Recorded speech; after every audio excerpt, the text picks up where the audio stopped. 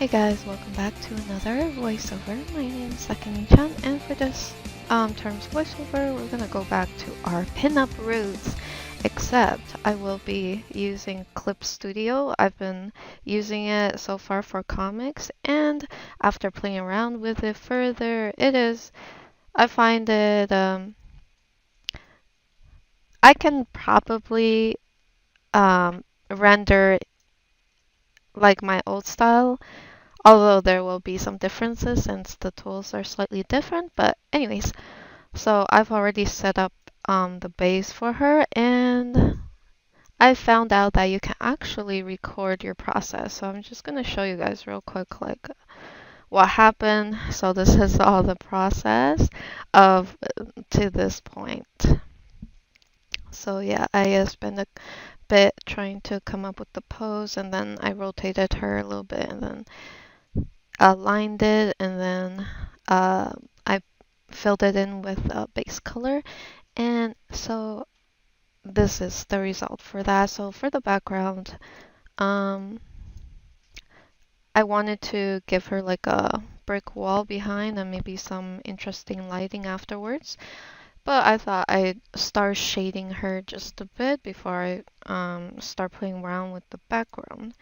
So as you can see, I got my lines all set up. I've been getting used to working with line art, and so far so good. I find it, after I dive a little bit more into it, I think the benefits of lines is that I suppose if you're used to it, it can um, make the rendering process a little bit faster because you already have everything all set up and stuff. And I guess the negative would be um, you won't be able to experiment as much compared to if you were to paint it without the lines. But Clip Studio has this tool. It's like the liquify tool.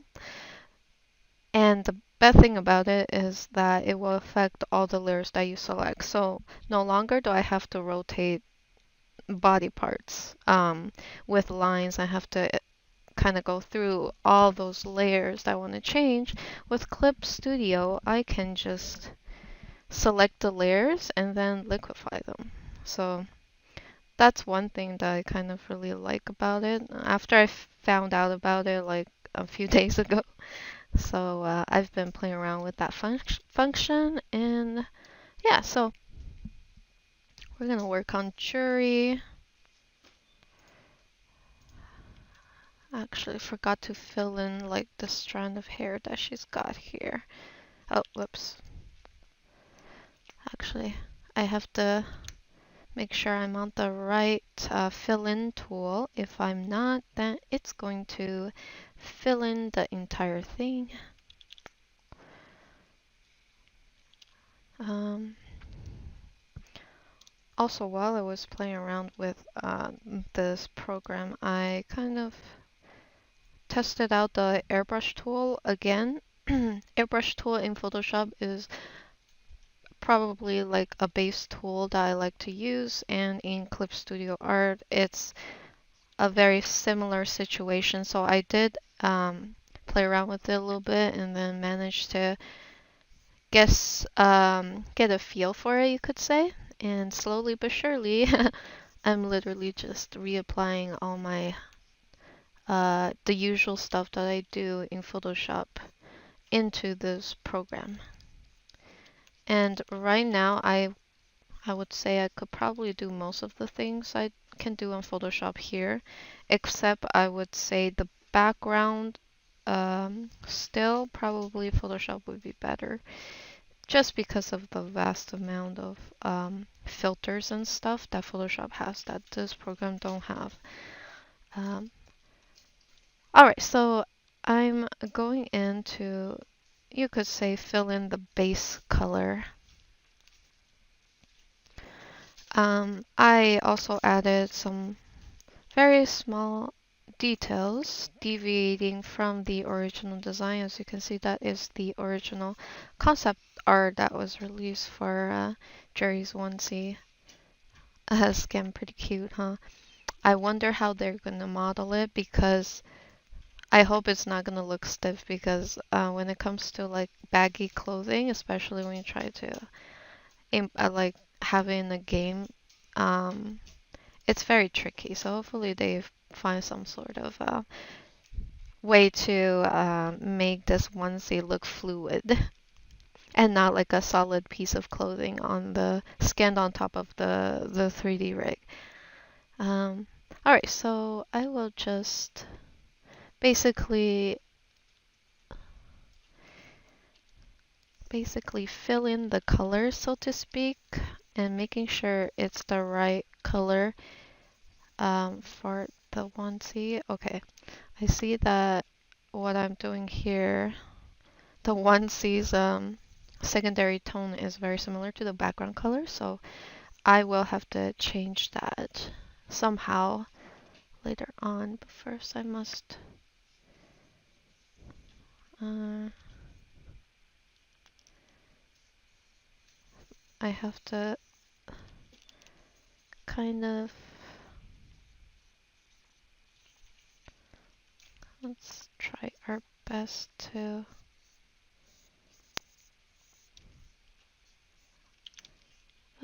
try our best to get the color toned down.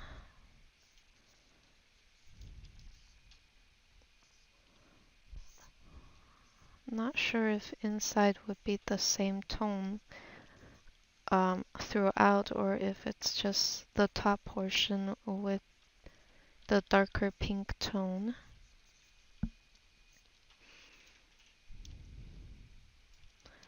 And fill this in.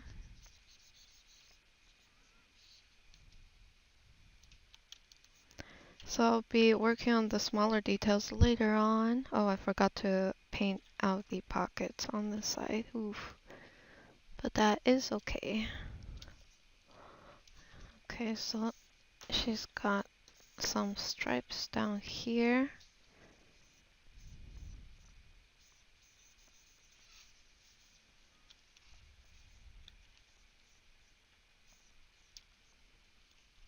One more at the very bottom.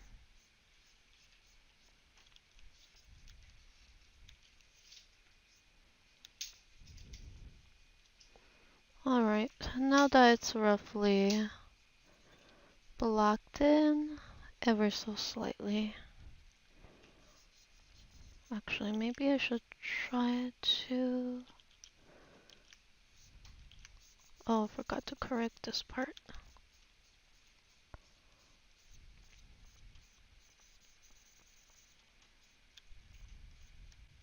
Down here too, so I decided to open up her onesie a little bit.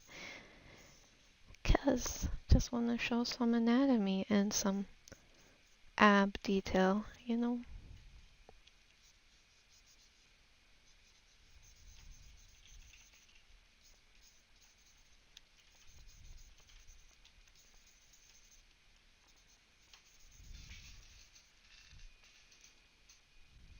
Mm.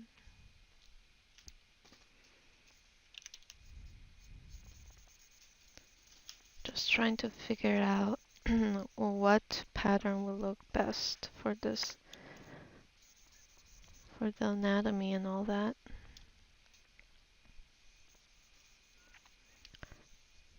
I can somewhat use this to frame the character, so I'm just trying to find the best way to frame her. I'm going to go into the background and let's use this color instead. Maybe instead of pink we can have a nice bright neon blue, maybe? I'm going to use the airbrush slightly. It's similar to Photoshop, except I would say that it's got more pen pressure, and so in terms of blending, it has a slightly different effect. I say it does render out clothing pretty well. It's a different feel, and you'll get what I mean once I show you guys. If you're new to this program, that is. But if you've been using it, then you probably know already what's up.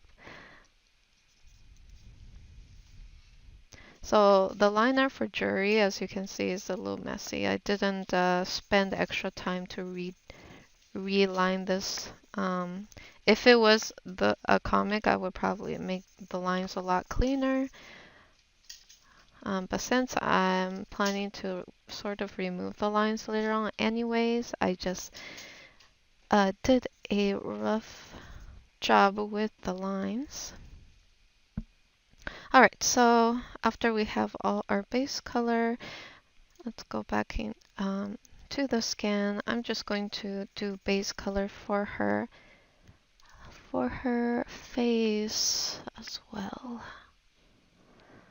Guess she's gonna have a bomb pink / purple lipstick. Got her tongue sticking out. And then teeth.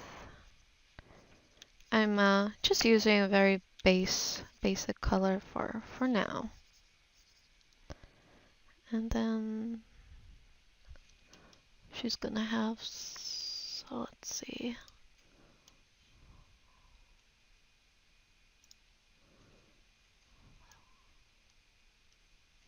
Just want to make extra sure. So I will, since her eyes is like a violet, purple pink, she's gonna have that type of colored eyeshadow as well. So I'm going to give her a bit of that.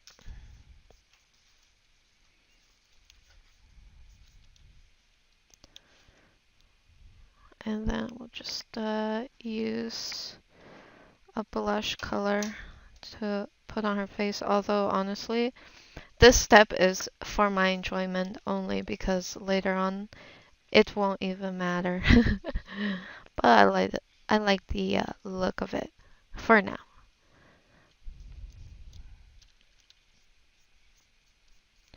But honestly, this is just for fun because it won't matter later on. Alright, now that I have sort of a base going on, before that I'm just going to apply a bit more shadow on the her eyeliner. Alright, so now that's done, I'm going to create a new layer, and this is going to be my shadow layer. This layer is going to be used to establish a base shadow. I like to use this like grayed out pink color as the shadow on a multiply layer. So this is where I kind of experiment on seeing like how do I want the lighting to look in general. So this is you can almost call it a test. So in this phase, I quickly establish a base shadow for what I plan to do.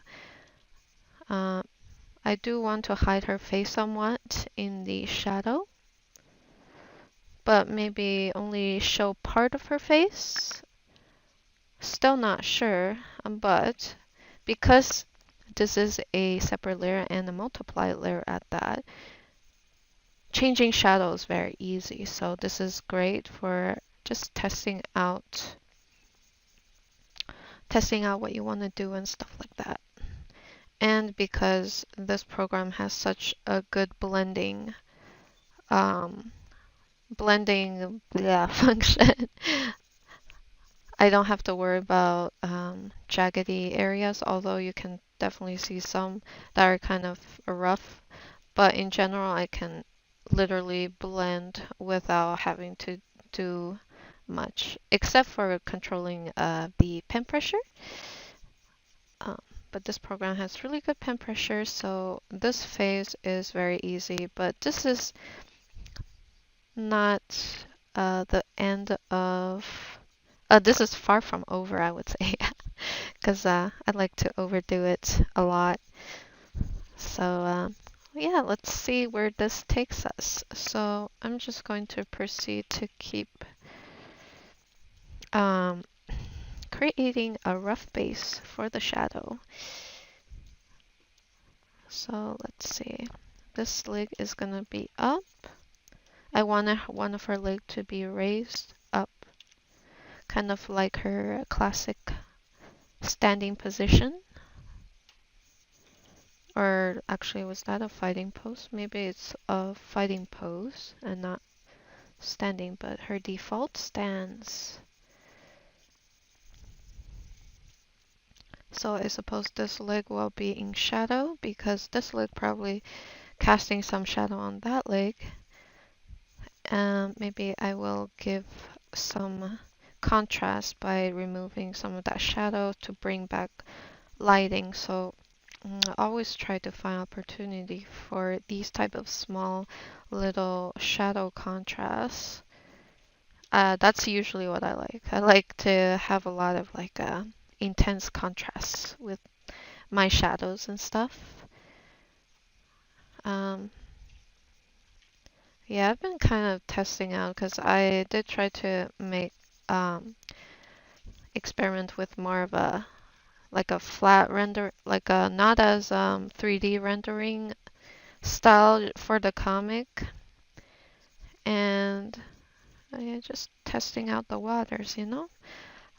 But I think I do kind of lean back into a slightly more rendered look.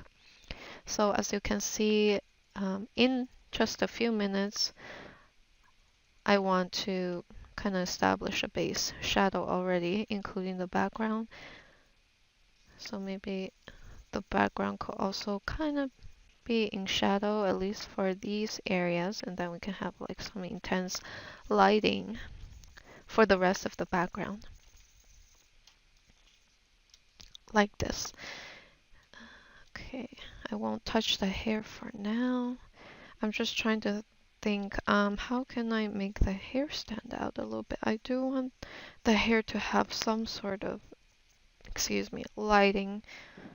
Because her hair is dark already and it's a little bit harder to make dark hair stand out. So I will create a reason by, let's say there's like a really precise ray of light just hitting the tip of her finger from her hair onto her finger and then this part of her hair down her face. Some imaginary lighting, you know. And trying to someone to render out, or not render out, but add a little bit more detail on the face shading. I'm just recalling like what I've learned. Maybe we have a little bit of highlight around this area.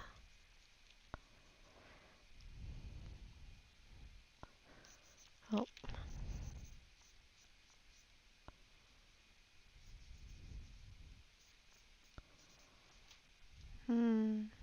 I did kind of wanted to hide her face. But if I do, it might not be as interesting. I also just created another small window on the side so I can have it on the side. And the cool thing is you can flip it in you can have this flipped on your second monitor so that you can kind of look back and kind of get a feel of both directions so you don't have to like flip it manually. So this is what I have for her, and I'm gonna lock it and then go into airbrush and let's use a slightly darker tone. Let's use blue so I can add a blue hue to this portion of the shadow, and this is a great way to just add some interesting colored contrast in the shadow you just put out, just like that. And well, it doesn't always work that well. I mean, you know, it's fun to look at the changes, but in reality it's not, it doesn't look that great. Um, yeah, it's pretty rough and stuff. Okay, so now that we have that done, I'm going to remove this, and basically we're going to, this is gonna be the um, another layer of shadow we're gonna put later on, but we're just going to start rendering right on top of this. I'm going to create a new layer right on top of the skin layer. We're gonna start with the skin and clip it down by pressing this button right here. And we're gonna use the airbrush. So far I've tried soft, light, and hard. I mean soft and hard. So soft is your standard airbrush.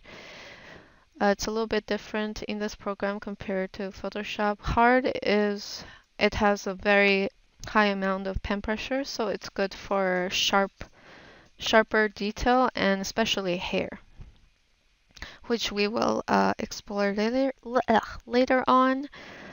Alright, so let's get started. I'm gonna go inside the lines, go inside the eye layer, which is the layer where I worked on the face, and I just want to dull the line, especially for the mouth and the nose. I prefer to paint that in. Alright, so let's get started. Let's get started. A closer look at Juri's skin tone. Well, it won't matter because we can always play around with the skin tone. So I'll just start off with like this color right here, a very basic fleshy shadow color. It's a little bit like not too saturated, but not too dark either, which I've been trying not to go like too grayed out. Like I used to use a lot of gray tones for shadow, and because I want to develop my style to look more colorful, but have a more of a gaming 3D game style. It's hard to describe what I'm trying to go for, but I would like to develop for a more less rendered but still 3D looking and more colorful type of style. Ooh. Alright, so basically what I'm going to do is just slightly rendering it out a little bit. And as you can see, the airbrush in this program, it's not the same as Photoshop. It has a soft finish, but it doesn't muddle the colors as it would in Photoshop. It's hard to explain, but that's just how I feel about it.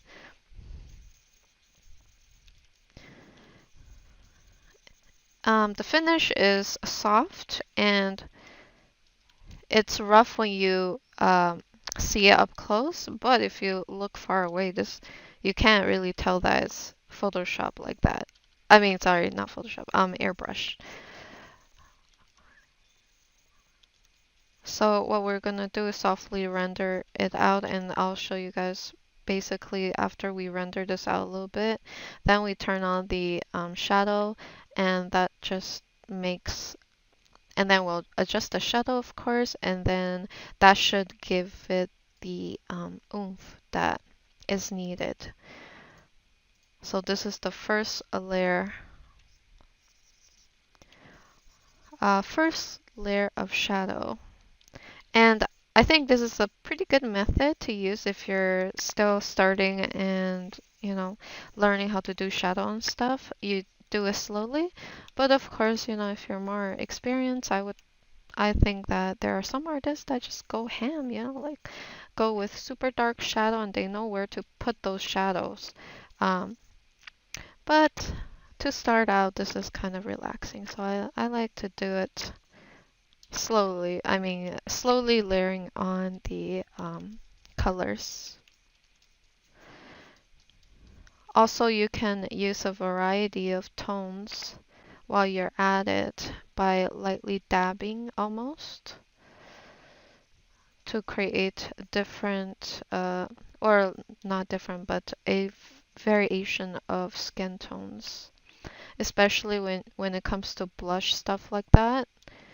So you can, be a little messy here. It looks patchy. That's okay because, I mean, once we put this on, it won't matter as much because the shadow on this layer is quite intense and it's going to override whatever subtle patchy skin tone that you have going on down in this phase. So, but for now, we'll just stick to that. And I'm going to stick to this range of shadow color, so around this area throughout um, this section of the wheel. Let's go here. So we will just ever so slightly do our best to render out in a more flat way, without any noticeable light source. We'll just have it almost like a, what's it called? Like like when you take a photo inside a very lit up room, there's not much shadow going on. Yes, that type.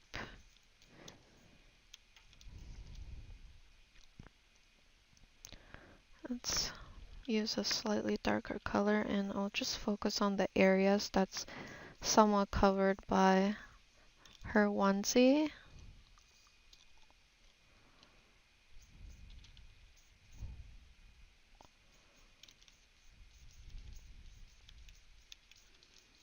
Let's add a little bit more shadow around here. We'll smooth it out and then also blend it out on the other side.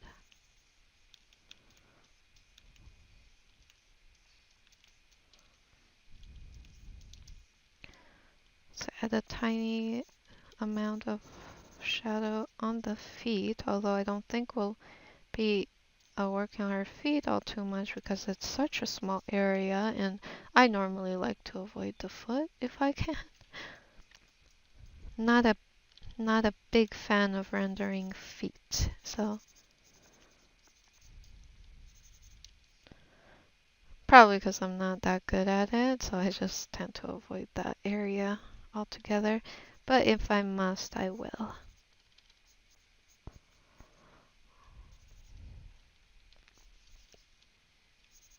Let's start rendering out the nose.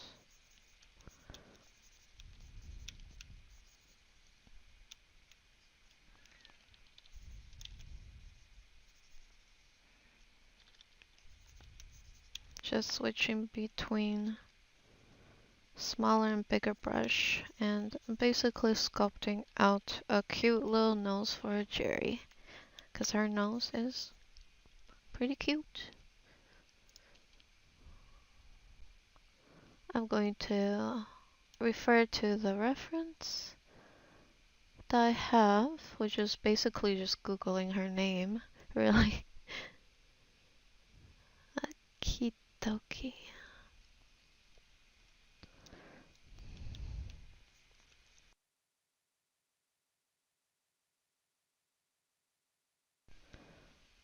Let's add some shine to the lips. Rendering out a little bit more. Let's go ahead, grab that shadow color on near that area, bring it down. We'll have a little bit more rendering around the face.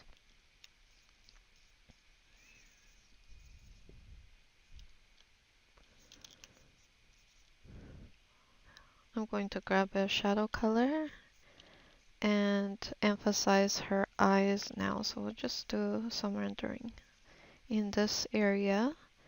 Let's pick up some blue for inside the the whites of the eyes. Go back to dark and line her eyes.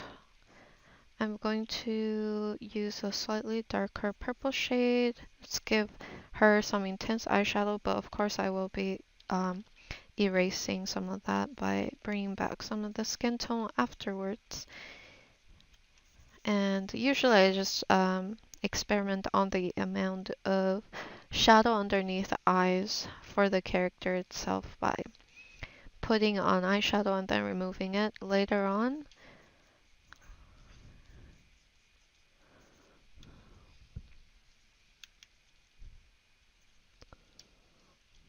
I'm probably going to redo the eyes as well. Sometimes after rendering out a little bit, you tend to find that, you want your character to maybe look up a bit more.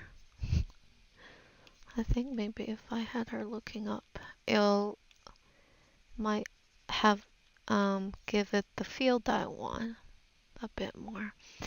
And at this phase, usually I change up the eyes quite a bit. And the good thing about this program is that you can definitely do that very easily. But first, let me remove the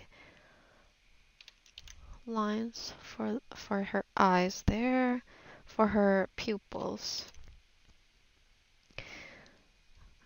Before I start playing around with her eyes, let's render the face out a bit more. Oops. Okay, I've been on the wrong layer. So she's gonna have to look a little drip for a while while I get this sorted. I'm going to add a bit of rim light. Not rim light, the rim shadow on the opposite end of her.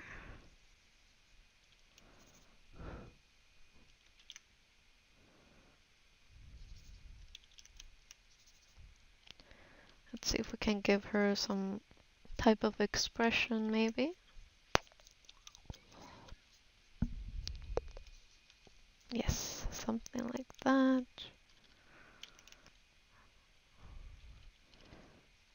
Add some very, very subtle shading to her nose, to the tip, and then towards the bottom.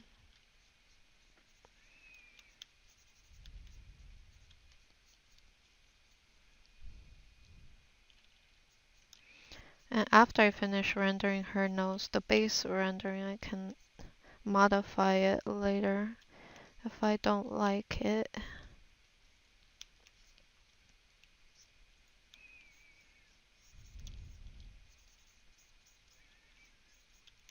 So now we'll go back down to her shoulders and stuff, and we'll take a bit of that warmth with us.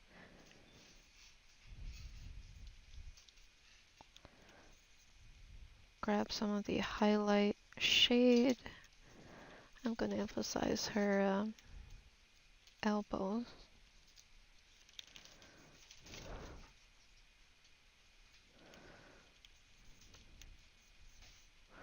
Let's grab this pinkish dark color for another level of shadow.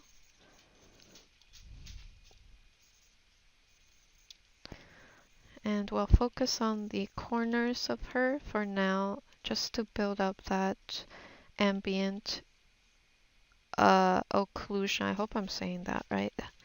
But ambient occlusion is a form of, well, where I learned it from is like a rendering style. When you render out a 3D object, it has a very nice, soft feel to it, and most importantly, they have a lot of dark shadow, but very subtle dark shadow around the edges of the object. So that is what we are trying to do, just trying to do some ambient occlusion shading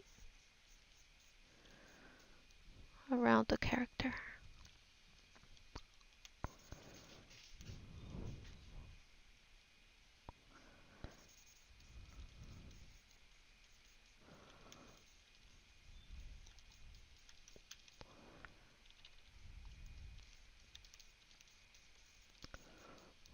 There we go. So this is the type of rendering I'm going for. Also, she looked a little bit cross-eyed.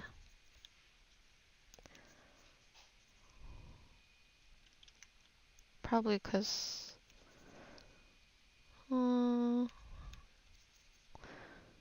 okay.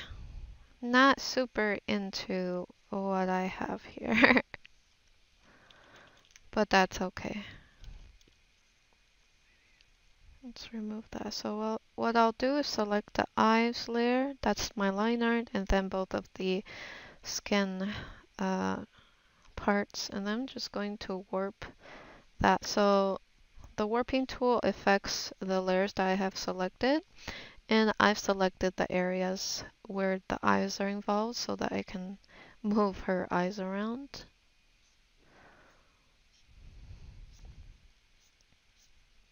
So as you can see, this is a game changer mostly for me, especially because I don't like line art for this very reason, because it's very hard to do this type of stuff without this tool. If I don't like something, I want to change it, move it around, you know? And so I can do that very easily with this tool. And I can even work the nose a little bit, give her very, very tiny, tiny nose. And even move the mouth. So now that that's done, I'm going to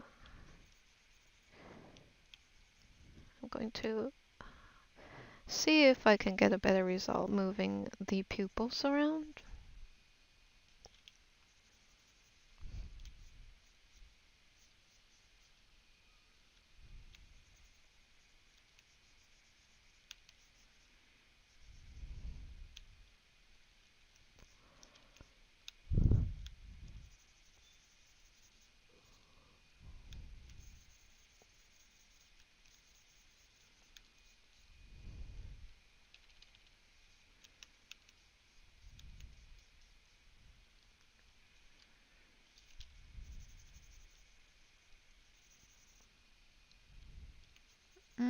Not super feeling it. Guess I'll redo it.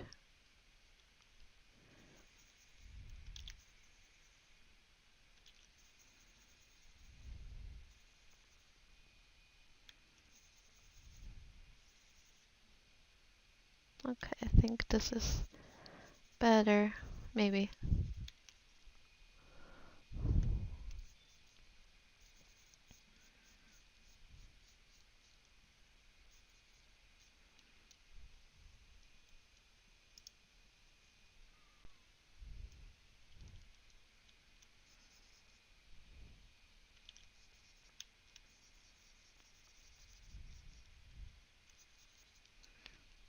Okay, this is a little bit better. Let's go with this for now. I'm going to select the layers that has to do with the face again, and we're going to, I'm gonna try something.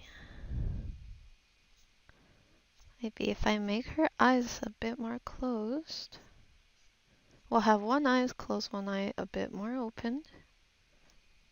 Let's see how that will do, and then let's play around with the eyebrows as well. Actually, I kind of like it.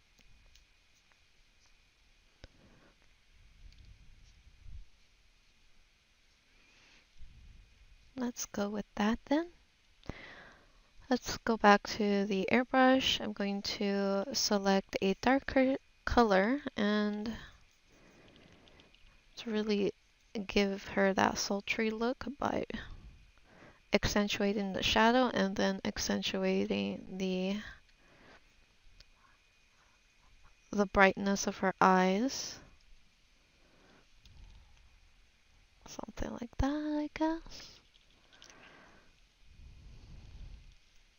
And also I like to play around with the expression in the same way as I did the eyes. So I'll just play around with the expression and warp it a little bit until I get the look that I have in my head, basically. And it's so much easier now that I discovered this tool.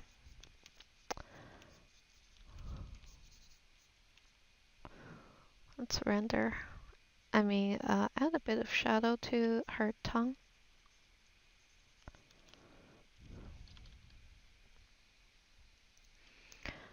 Primarily, we will be using the airbrush for this phase, and to be honest, I feel like you could probably do a full render piece using this tool. It will probably be a little tricky because it does look kind of like airbrush when you zoom in, but if you zoom out, it doesn't look that way at all, which is pretty cool.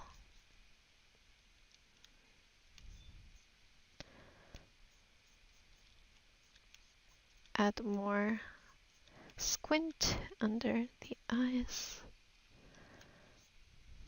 I want to add more squint to her eyes, so let's use this tool once again.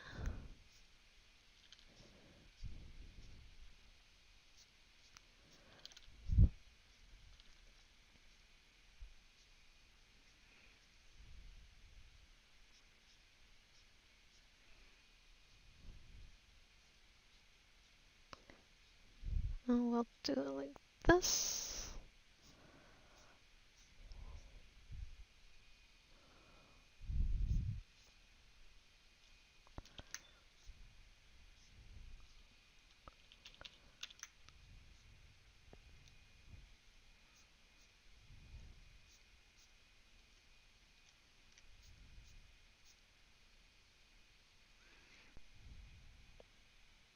Go back to this. Okay, I think I'm good with this being the first layer. As you can see, this is before, this is after. So we'll just merge it down. Let's move on to the onesie and basically do the same thing. So for this, since the onesie has two tones, we'll use multiply for this phase. And I'm going to pick this shadow, this color as the shadow on a multiply layer. And I'm just going to test it out first. Sometimes the color don't look too good, but in this case, I think this color will work. I will try to focus mainly just on an ambient occlusion type of a look, focusing mostly on the corners that's touching mostly. As in the corner, the area that's touching other parts of her. So the onesie and her shoulder, for an example. Stuff like that, where usually there would be a lot of a very, very high contrast shadow going on. And also around the inner areas of the onesie. And also the drop down shadow from the onesie opening and the rest of the onesie, like around the hips and on her leg, those type of area. I'm also going to sort of cover the creases for the onesie, and since the onesie is I think it's like a thick fabric, the way I render out the folds is gonna be important, and I would say this brush is pretty good for that because it does have a very soft look, and painting thick clothing folds with this brush I find is pretty good and pretty efficient. That is comparing to the watercolor brush that I was previously talking about. But yeah, this brush is good for thick fabric. As you can see, I'm getting through a decent chunk of her onesie in a pretty timely manner, which is good. But obviously, the rendering for this is just a base, and I'm not doing it in a very clean way. It is like, I would say like a medium between clean and messy.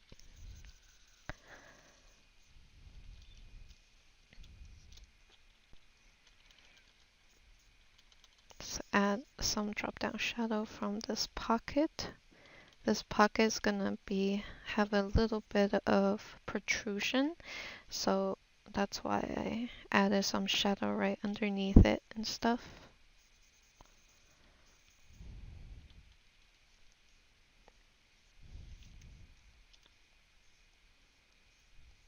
I wonder if I can actually add some folds like this. It might look kind of, yeah, might not look too good though.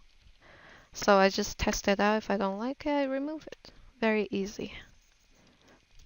I mean, I shouldn't say very easy, but convenient.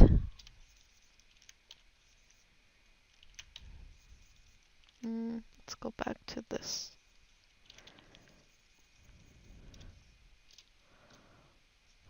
As for this,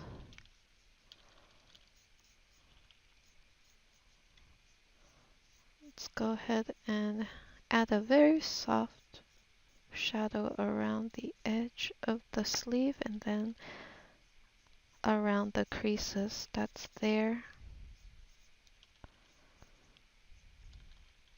And then I have to figure out how I'm going to get it to look a little bit more better and not just like this. So this part might involve some referencing if you're not used to painting cloth folds, because there is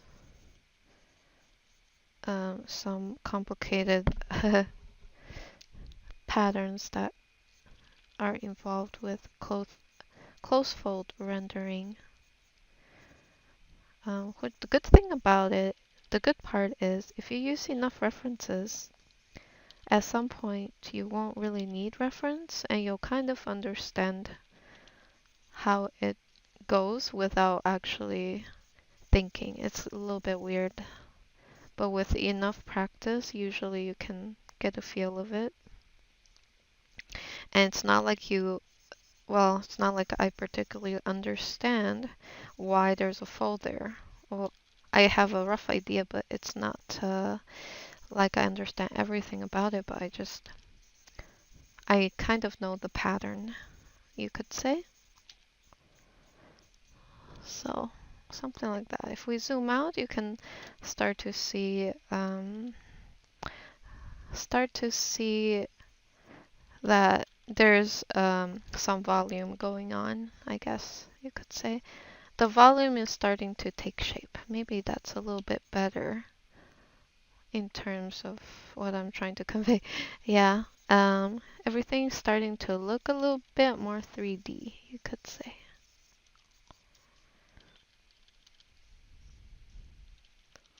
Let's add the shadow around the onesie. As you can see, there is her hand right on top of the onesie. So we're going to put some drop down shadow from the hand on top of the hood. And we'll just continue down.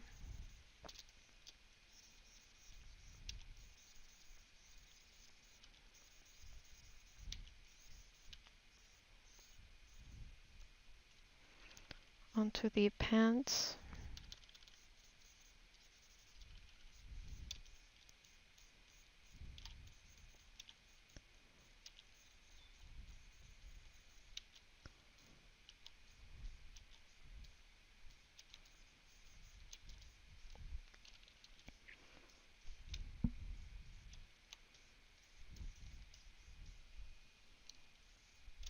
And sometimes I like to experiment with a fold shadow too.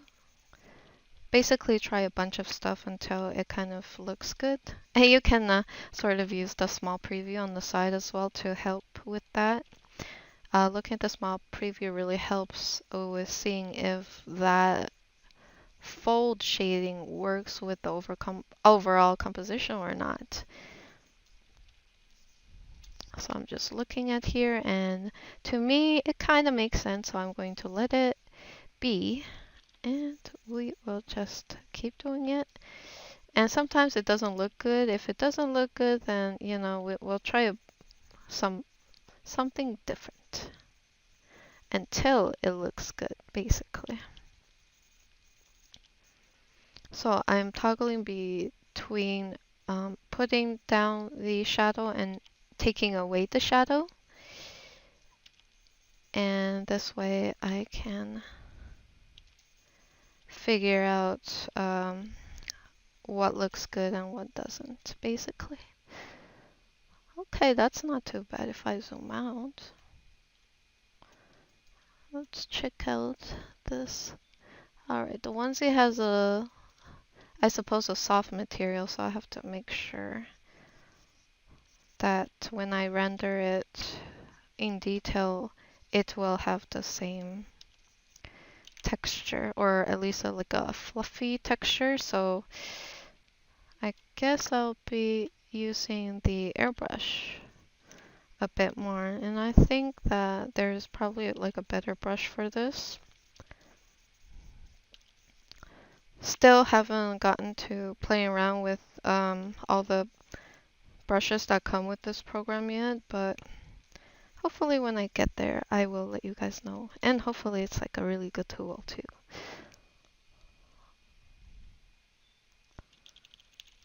I mean, it's good for base shadow, I think. Let's grab another shadow color. Let's go for like a purplish color.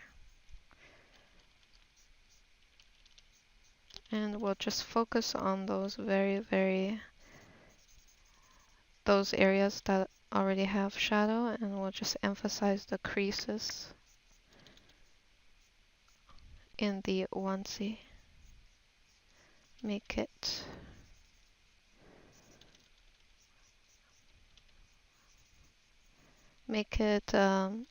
really focus in on those creases and those area that's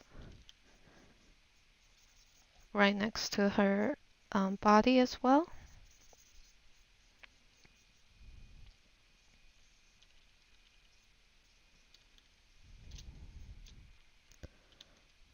Maybe I'll put some around this area. Focusing on the crease.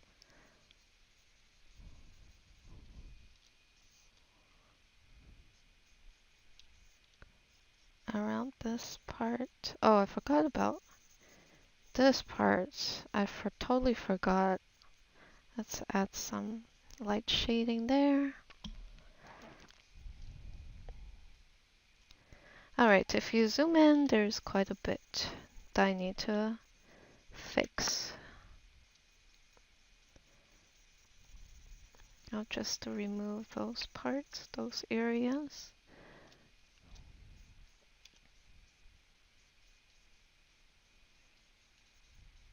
Actually, another tool that you can play around with is this. I haven't really played around with it all too much, but it does like smudge. It's the same as smudging, but better. And I find that it does a decent job at kind of smoothing out certain areas. It's good for some areas, but bad for some areas. It's a situational tool, I guess you could say. But for this purpose, for what we're trying to do right now, I think it's good. It does offer very basic blending, and so we can definitely use it. So it's like smudging back and forth, smoothing out the roughness, you could say.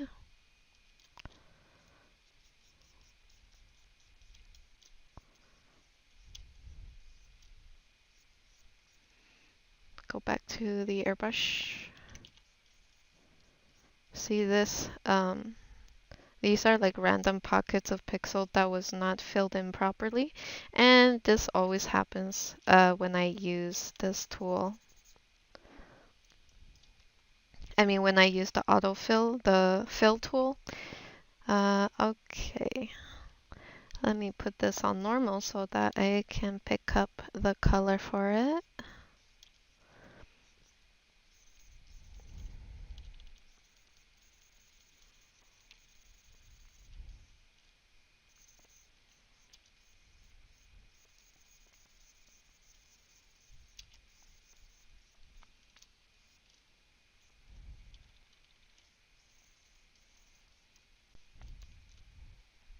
we'll just go down through all of this and basically do as much as we can. So this part you can spend as much time as you want on it, or you can do a rough job, because at the end of the day I'm planning to come back and rendering it out anyway, so it doesn't matter if it's a little bit messy because it's gonna get reblended. But I do have to say this phase is pretty fun. So usually I might spend some extra time on it, although I guess you could do without it if you want. It's good for practice though, at least. The more you kind of play around with these tools and the more you spend time with it, it definitely helps with improving general.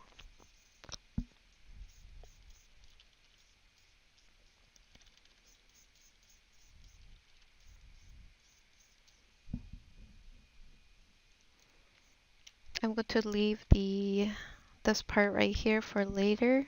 Since it's such a small detail, I don't really want to work on it all too much, because I know I'll have to paint over it anyway, so I'm gonna leave this little zipper part for later.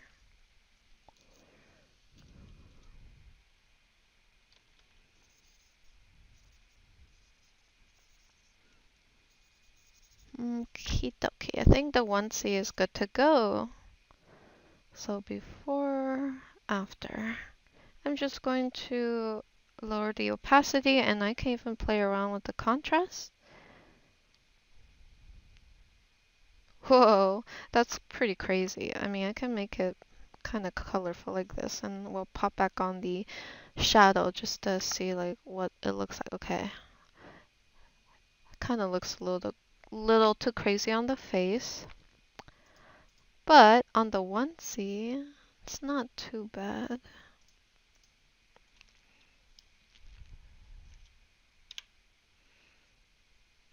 So I can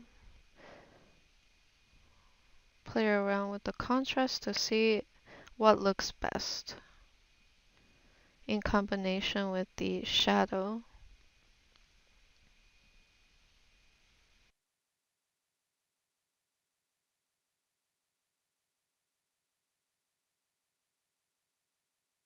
Let's go with this.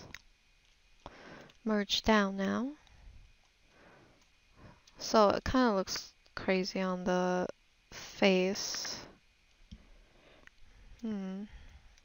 So let's go ahead and redo that part. I just grabbed the color that I use for the shadow, so I can rework it, you could say. Like maybe we'll have focus lighting only on, I mean, on a different part of her face. You could say maybe like.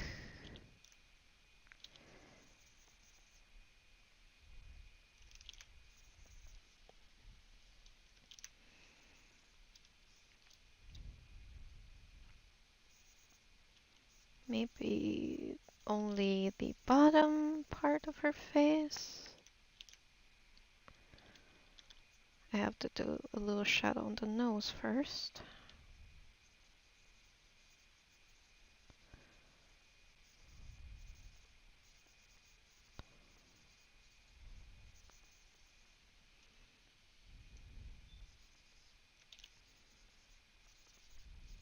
Yeah. Gonna remove some of that shadow over here.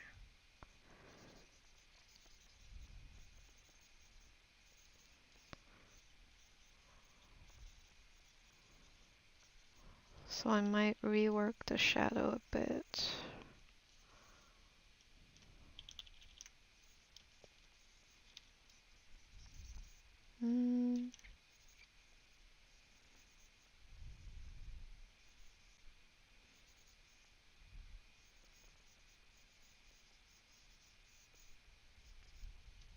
Huh, maybe something like that.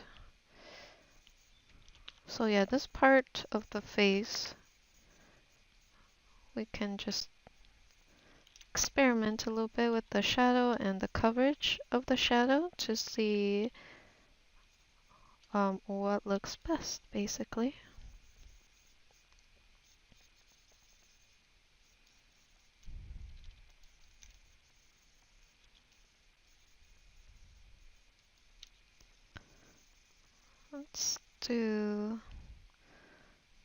Let's minimize the highlight area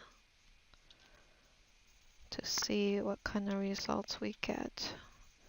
So this is me putting some more dynamicness, making the shadow more dynamic, I mean.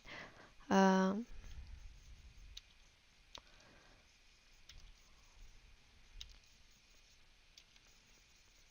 hmm.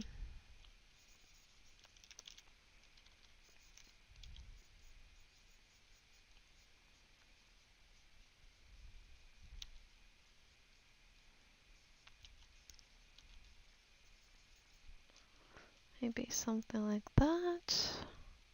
Would that be more dynamic? This is one of the type of shadow that I used to do quite a lot with pinups, so I'm just kind of going through my the few that I like to use before. So it's kind of like cycling through what you know and seeing what you like best, basically for this composition and all that. I mean, the body I have not too much trouble with. It's the face that's challenging to get right.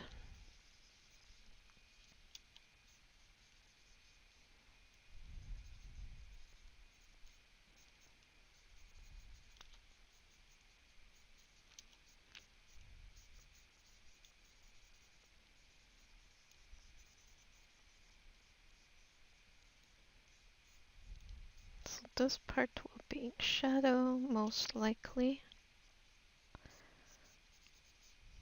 Actually, let's give it some drop down shadow all the way through.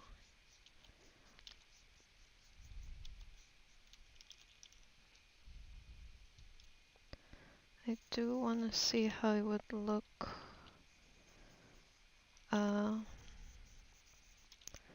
with a bit more contrast between the highlight and the shadow, and so I have to how do you say this? Remove more of the highlight to create more contrast.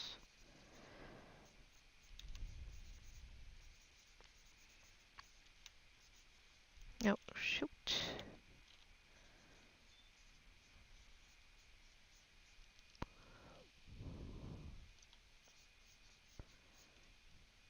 Go back to normal so I can actually pick up the color that I used to use.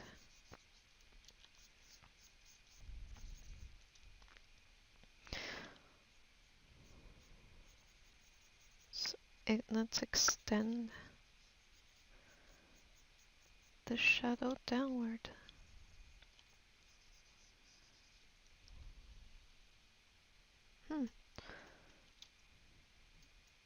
And let's go back to the face.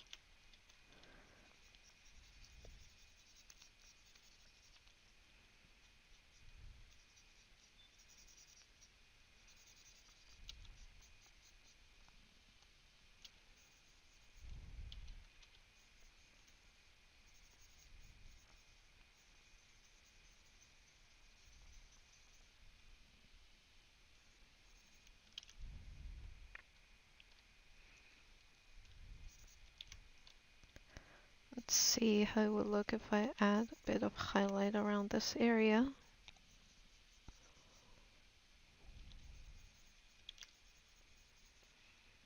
I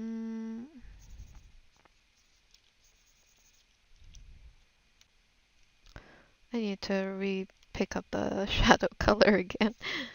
Let's try.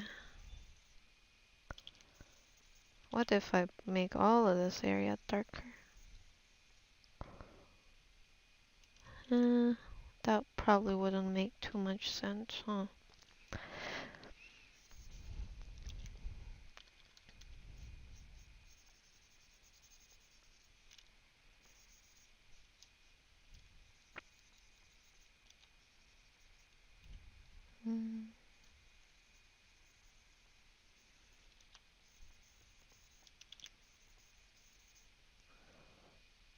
What if I put shadow right here?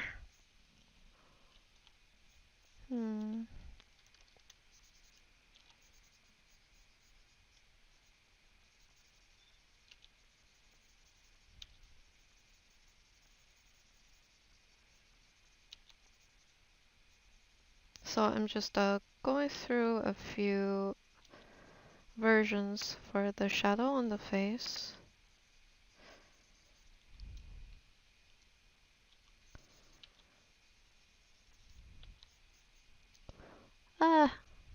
Not really sure.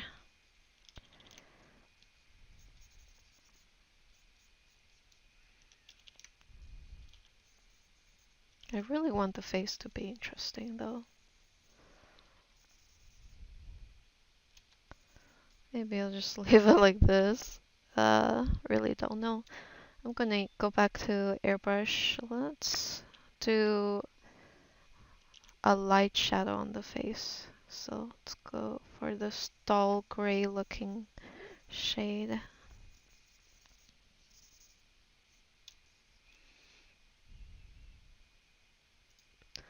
Let's remove that. We'll go back to skin tone, and basically redo the fingers. Or actually not redo the fingers, but adding some more shadow to the fingers.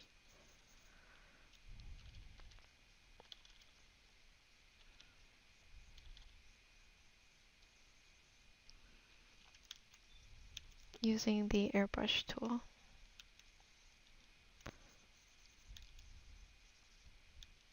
Eventually we'll ease up on the line so it's not as messy. Okay, let's go to the brush set. We'll just give it some basic shading.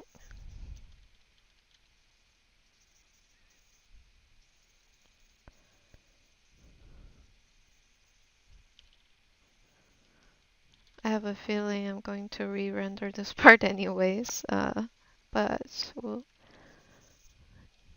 give it a very, very basic shading.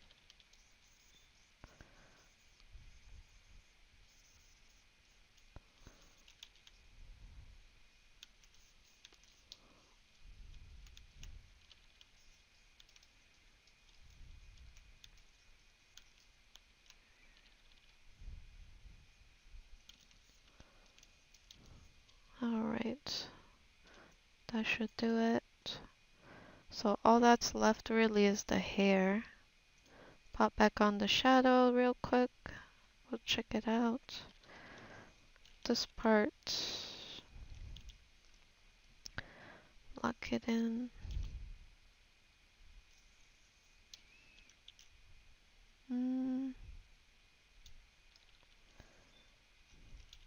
Let's use a pink color followed by blue.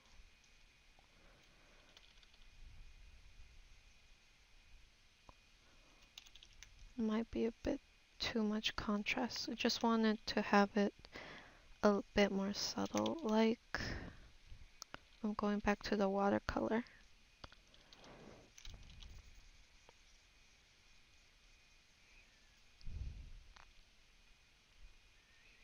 Go back to normal. We'll grab the shadow color.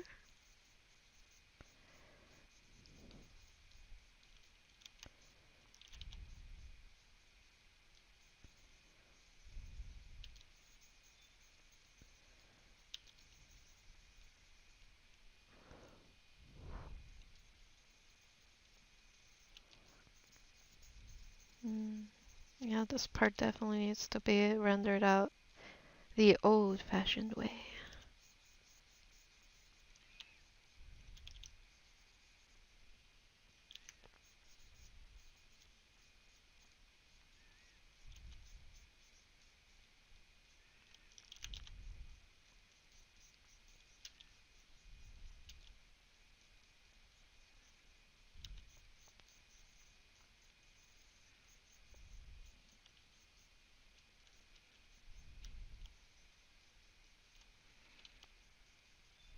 Let me ease up on the shadow.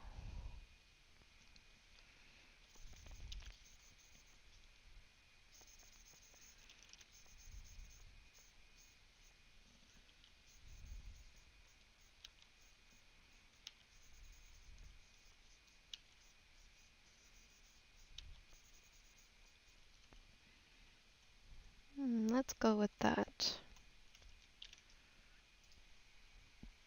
Welcome back, guys.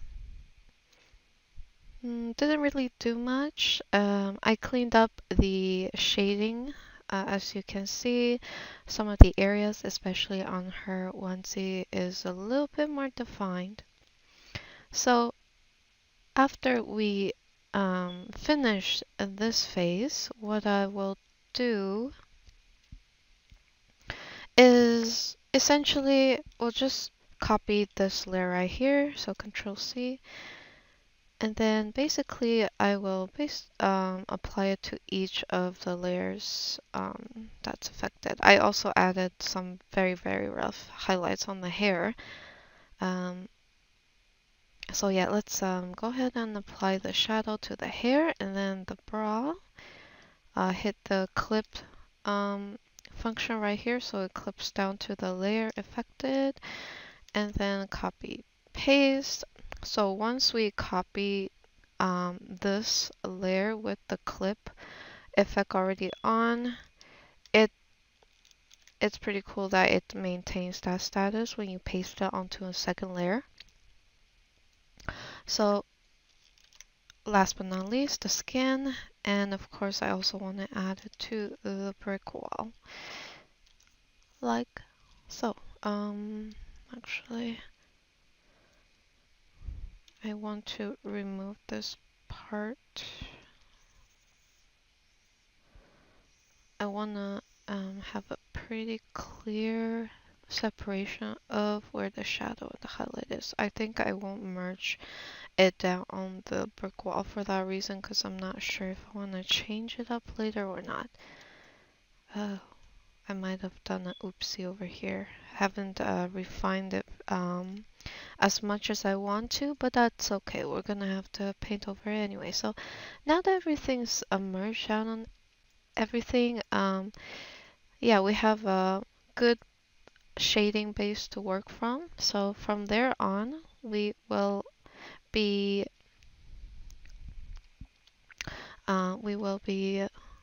working on refining the shadows and highlights. Let's go to the body layer, and I'm going to use a lighter color so that I can make the lines less noticeable. The lines that's part of her body. For now, we're gonna work on the body. So make the lines a little bit less noticeable.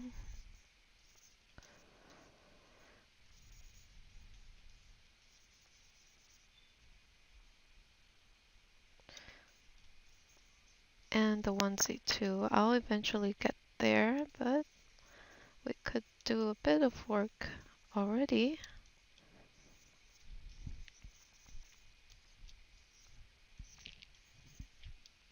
After we do that, you'll see that there might be like patches of pixels that hasn't been filled in. And also, this is almost like painting. Taking away the lines visibility helps with that. Although the lines, you know, sometimes it's good to have the lines. So I'll have to make adjustments later on. But for now, we're just gonna lighten them up to make them less noticeable. And we're gonna go back to the skin layer, and from there on I will start blending it out in a new layer, and we're gonna use the airbrush to blend, and the airbrush is pretty good with blending, I would say, in this program.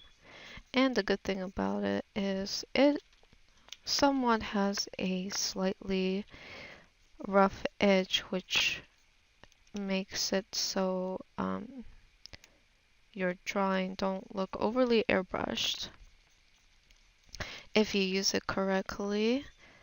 Um, Compared to Photoshop, I would say it's definitely good for just straight on painting slash blending, although, um, yeah, straight on blending, and it doesn't have as much of a soft edge, which means it's good, and you don't need to kind of add in hard edges later on to counter the overall softness of the airbrush, typical airbrush.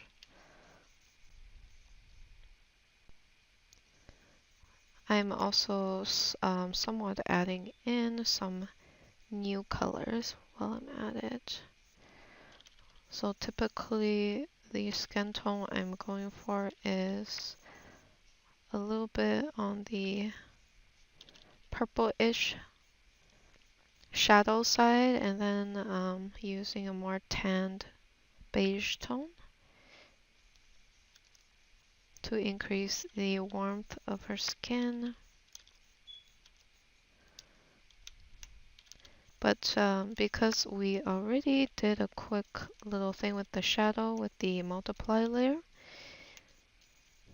this phase is not as difficult to do because we already have a base for it.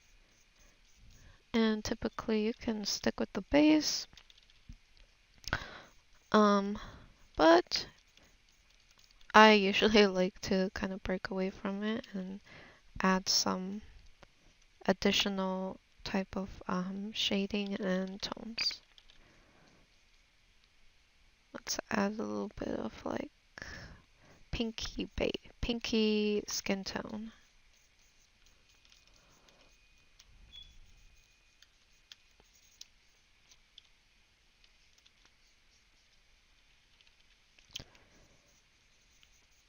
I'm going to give it a pretty intense shadow right here. This really elongates her neck the way I have it set up, so I'm gonna try to see if I can ease up on that, maybe.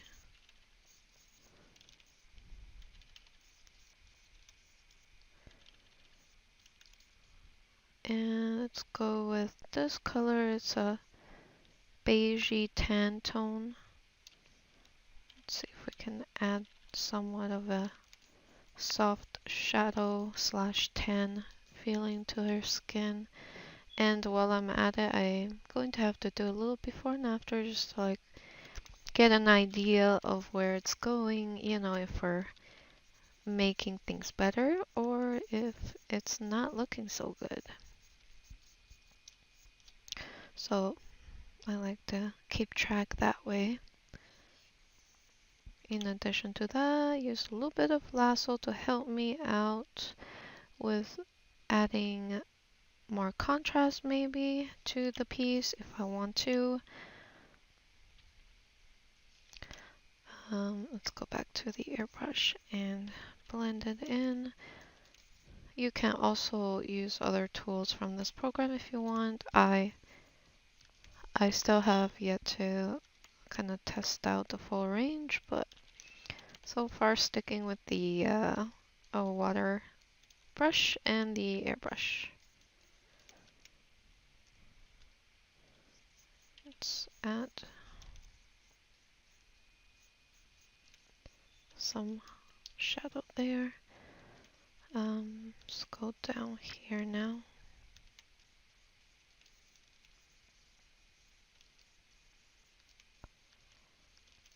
And we'll just very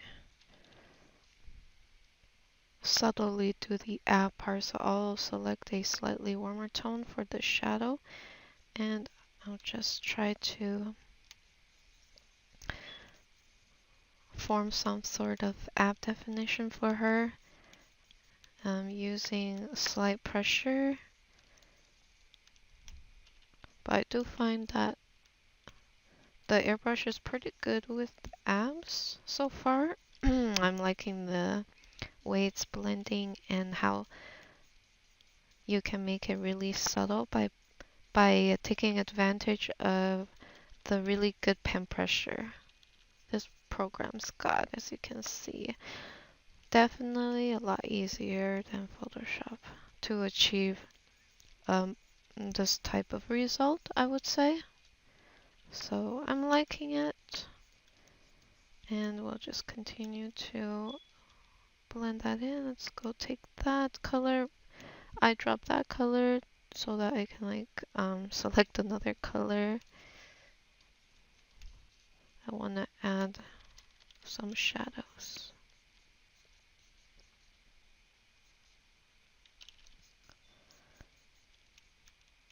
Add some shadows to sculpt out the definition a bit better. Let's grab this, add a slight bit of highlight, adjusting the size and how much pressure I put on the pen to be able to blend better. And also I'm going for a gradual gradient from highlight to shadow. Since I want to make her feel like she's kind of leaning back, her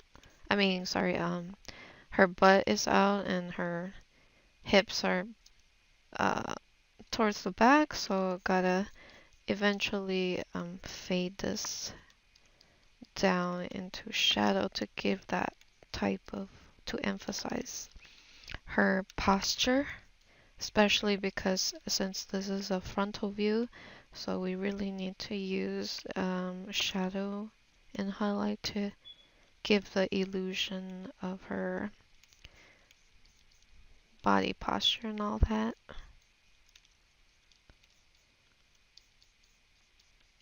Let's grab a bit of that highlight.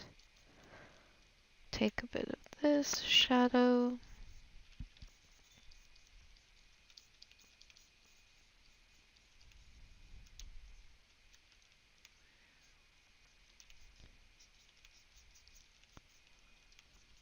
Add some slight bit of shadow in this area.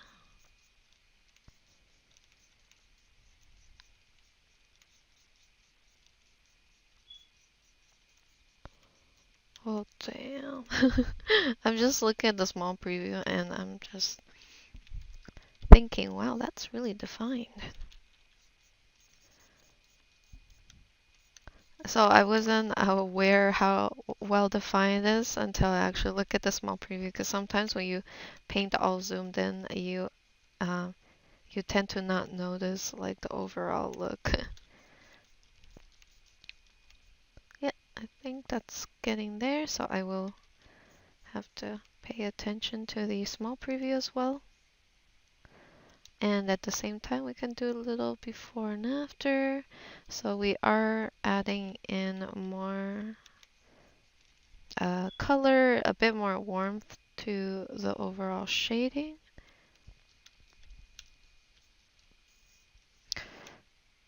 Might be a bit too warm. Let's go ahead balance it out with some cooler tone, more of a grayish tone.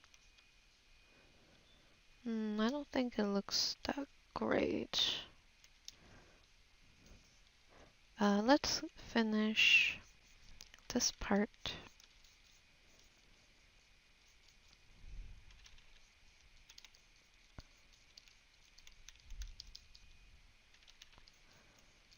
Let's continue. Grab a bit of this. Emphasize the that tendon that's connected to your crotch. I don't know what it's called. Add some definition there.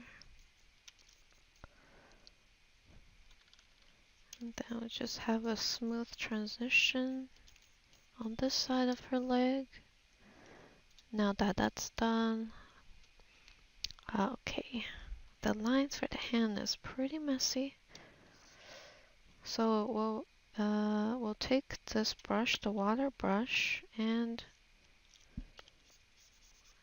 basically I'm going to erase it slash blend it down.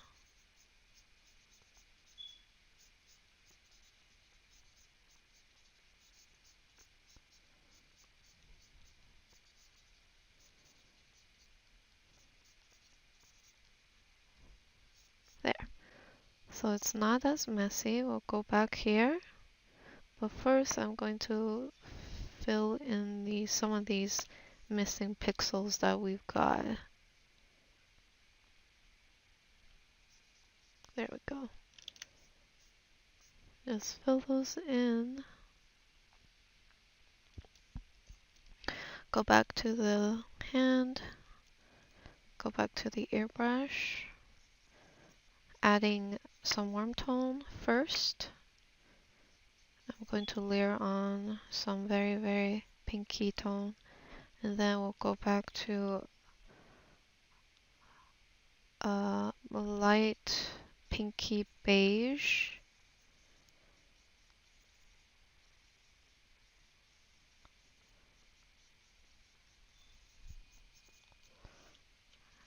After that, we'll take a bit of that shadow color and continue with adding some of that. Take a bit of the warm tone to blend the shadow color with the rest of the beige tone. Let's paint a little bit of that knuckle. Grab that.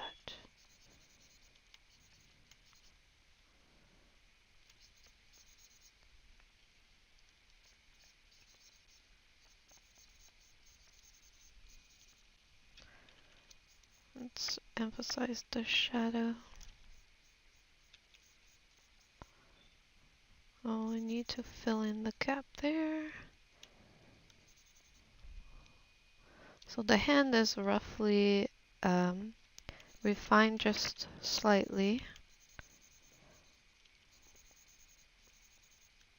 Let's add a little bit of highlight on her nail. Don't really pay too much attention to the fingernails that much. Let's do a little before and after, and her hand looks warmer. It has a warmer tone. Let's create a new layer, clip it.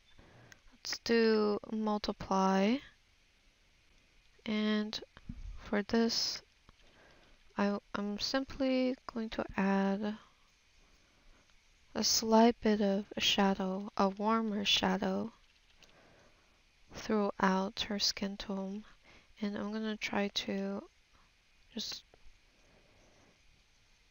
give her skin some more depth or some deeper tones. Usually it's going to be a warmer color.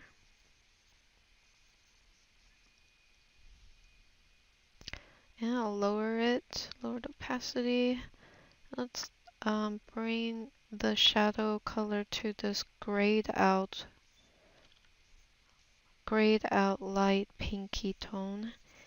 And I'm going to be adding this shadow towards this bottom area, focusing on her leg area and also around the area where her skin's making contact with other stuff like bras and the onesie.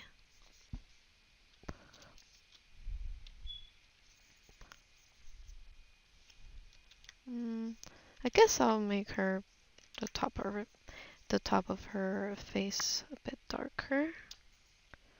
Let's lower the opacity now. We'll zoom out for a bit and we can do some toggle on and off just to see like what's going on and stuff. So as you can see, by doing this I do take away a lot of that intense highlight, but that's okay because we can always bring that back.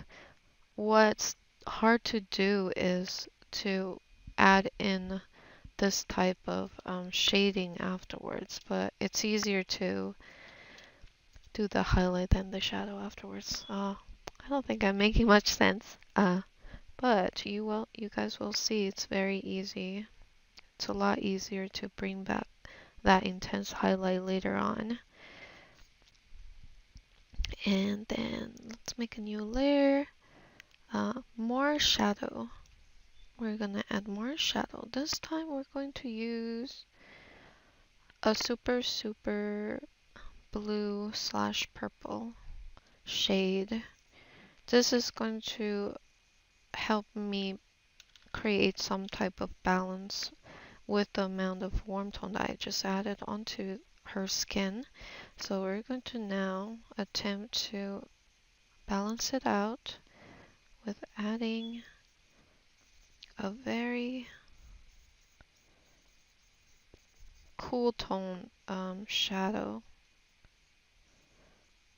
But we're not just going to leave it like this. We're just going to add it for now, and then we can play around with it later. But I do know that I want some type of cool tone shadow for sure, because I'm kind of recently experimenting with this type of shadow, and I like it, so we're gonna roll with it. Although I don't think you need to do this, it's just, you know, if you're in the mood to experiment, you can give it a try. And you can also test it out with different colored shadows. It doesn't have to be blue, it could be like a warmer color if you want to make the character skin tone overall a lot warmer. But you know, it's always good to have a balance of warmer and cooler tones. So now if we zoom out, you can kind of see that it does sort of give the skin a bit more interesting. It's more balanced, I would say. Or not balanced, but it does add a certain aesthetic, a game aesthetic. I'm going for that look. And of course, if you want to, you can always like change up the colors by testing out hue saturation, play around with the hue bar, and you can see like what type of different effects it gives if you kind of just play around with like different color for the shadow, for the additional shadow. So I still like this, and you can even test out a few things. Play around with the toggle bars. Or I can go with contrast. But I want it to have a more bluish tint, so we can use color balance as well and really drag the blue and cyan. We can do it this way.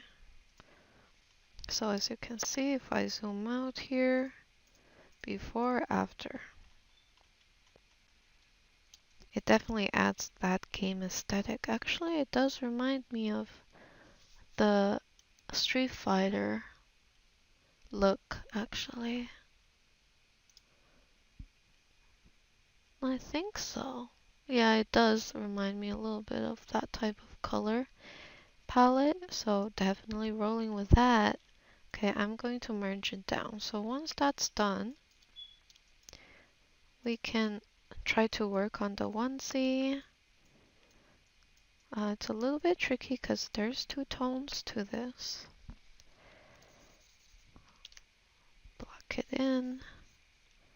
I'm gonna go ahead and fix this part, or try to. Okay. So now that that's done, I will make some slight changes. So first change is I want to give this part some more highlight after I do the change real quick with the lasso and just adjusting the color. I'm gonna go in with the airbrush and incorporate this new change.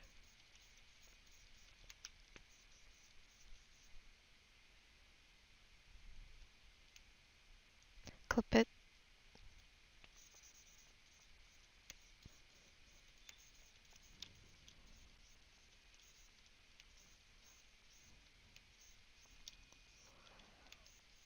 And I probably need to darken this side. Clip and then darken. And I also want to slightly add a bit of blue tone to it, so we'll go to color balance, highlight, and make it slightly more blue, cooler tone I mean. And after we do that, we'll once again, how do you say, incorporate this into the rest of the piece by blending it. Let's grab a bit of that highlight. Focus towards the edge of the onesie, adding some volume and thickness to the fabric of the clothing. We'll use a bit of the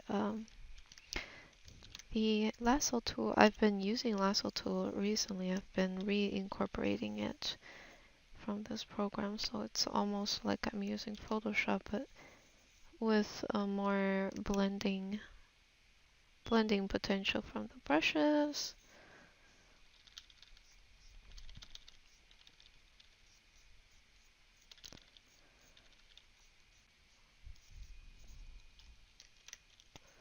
After that, after deselecting from the lasso tool, we'll just keep blending basically. So all this is blended currently using the airbrush tool on soft.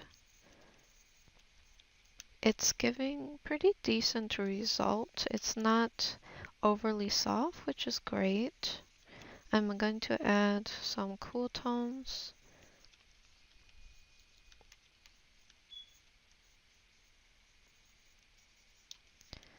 We'll bring the shadow down here.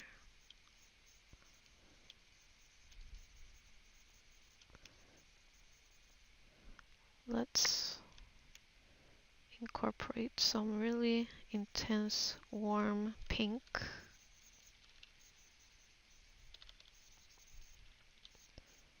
For this part. Oh, actually not for that part, but for the shoulder part.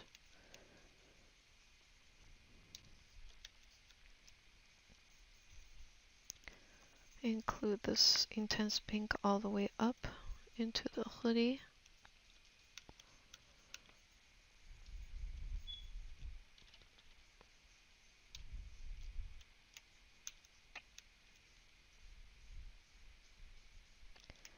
I want to separate the tones between the light fabric and the darker fabric of the onesie by making this part more bright so that there is some differentiation from this part of her onesie.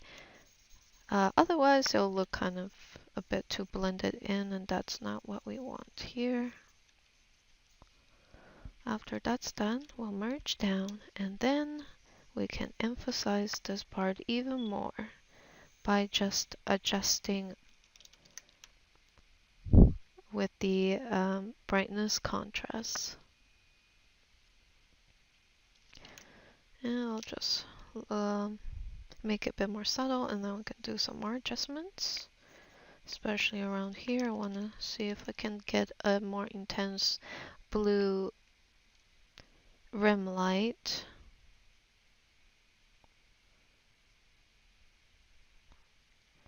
After that, we're going to use the watercolor, press C, so it's erasing instead of adding.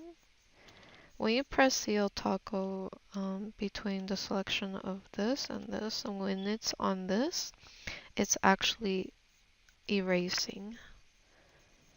But you're erasing with the effect of the water brush, which is kind of cool. Alright, so I'll roll with that for now. I should probably make this part a bit lighter actually. Because it has to match in the bottom part.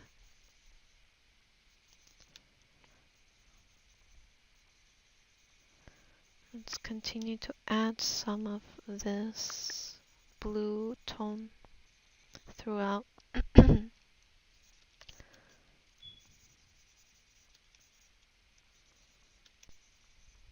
Let's go back to airbrush, grab a bit of this. I want to add a yellow tinge to this part of the onesie, the paler portion of the onesie.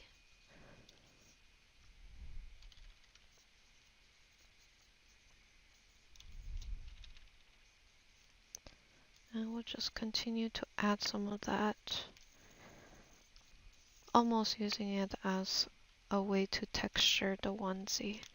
It's looking a little sloppy right now. We'll work on it. So as for this area, I'm going to go with a bit of cooler tone, and I'll just graze inside this portion, this area really, to sort of remove some of that warm tone. Let's grab, actually, you know what? Inside the ones, it looks like it's like a dark pink. Okay. I'm going to create a new layer. I think I need to add a bit more pink. So we'll just select this color and then drag the color wheel and add slight more pink to this area first. And then I want to add in highlight to really emphasize this corner of the onesie, catching some more light, some more lighting.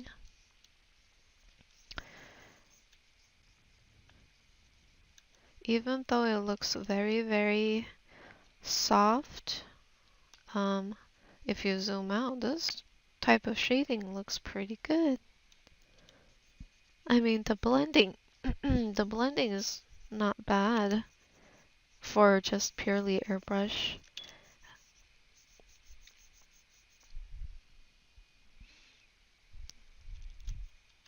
At least for my standards, I would have so much trouble doing something like this in Photoshop without the lasso tool, you know.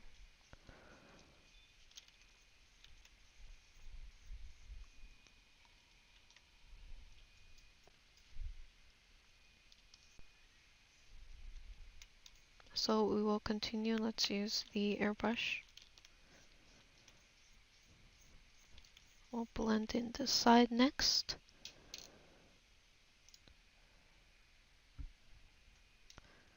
Let's create a new layer first before we start refining the onesie. So we'll just continue to work with the airbrush. Let's go grab airbrush and we'll just start by refining / cleaning up the shade. Also, I'll try to give it some texture by including some subtle, very subtle folds shading. That's not really following the lines or anything, but I'm just basically trying a bunch of stuff, see if I can create or improve the look of the PJ, especially on her leg, because her leg, there's not much detail going on. So the only thing I can think of to give it a little bit extra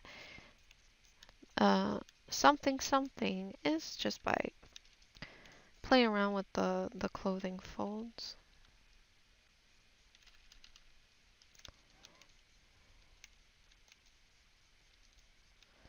grab this color, this deeper purplish tone.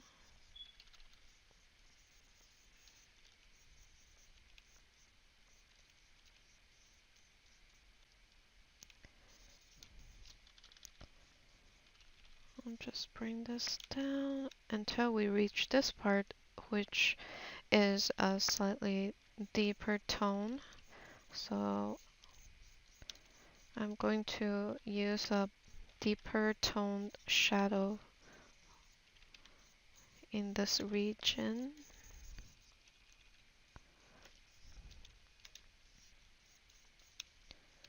Let's go ahead and soften this part here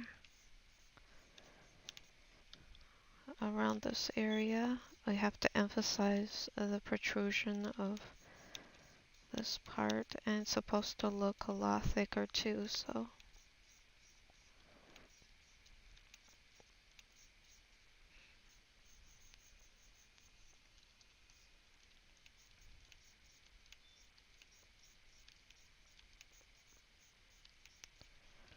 let's go ahead and soften this.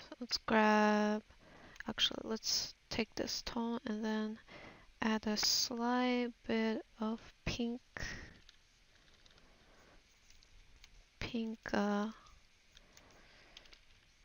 warmer tone to just ease into that slightly cooler tone shadow. And we'll just continue with blending and also adding some more shadow, especially around the edges of this area, just to make the fabric look thicker around the pockets and around the folds of the onesie.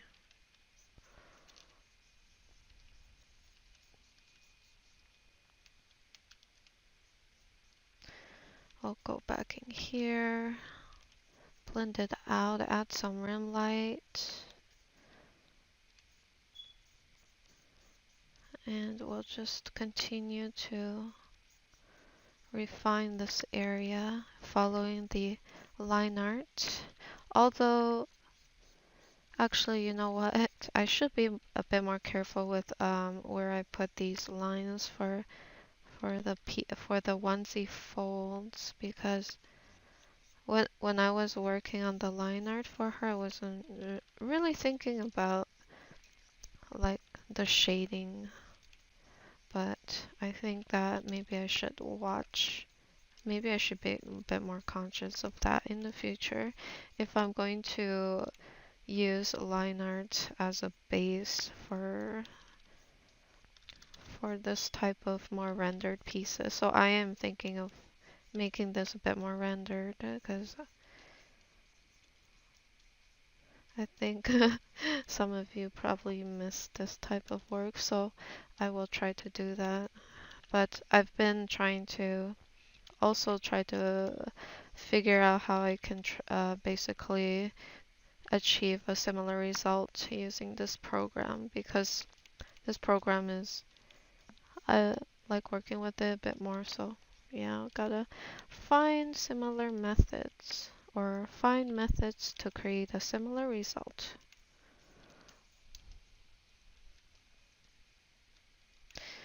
Alright, so now that this leg is sort of done, we'll do a little before and after just to check if everything's going well or not.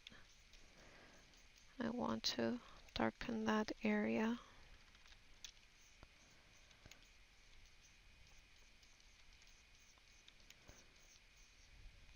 Let's go ahead and grab some of the shadow.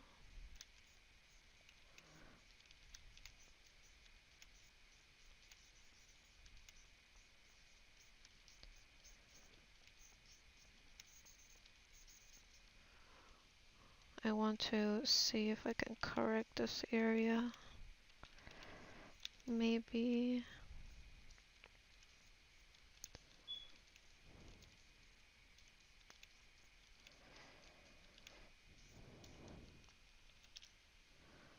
I think I need to lighten up this part a bit more. So I'll create a new layer. Grab this color right here, that highlight.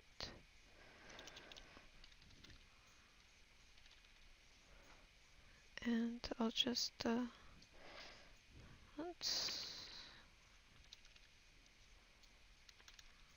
brighten up this part.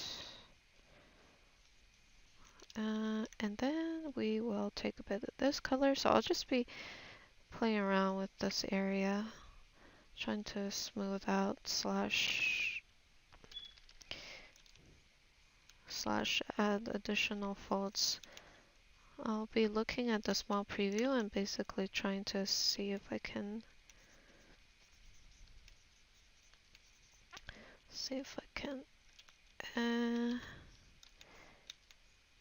include some thicker folds.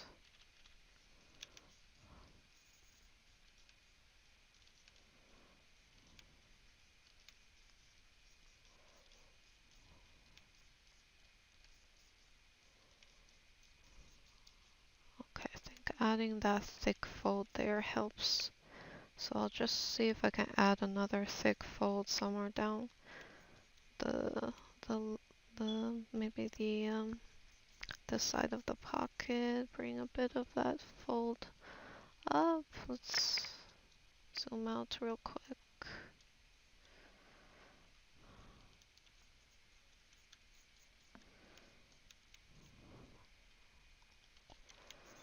Let's go ahead and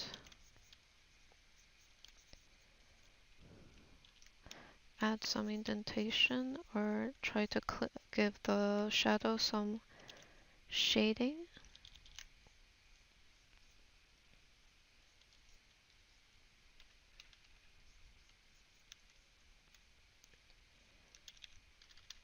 Add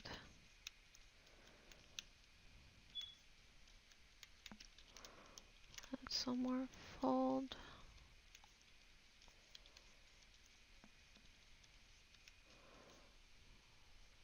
I think that's getting there.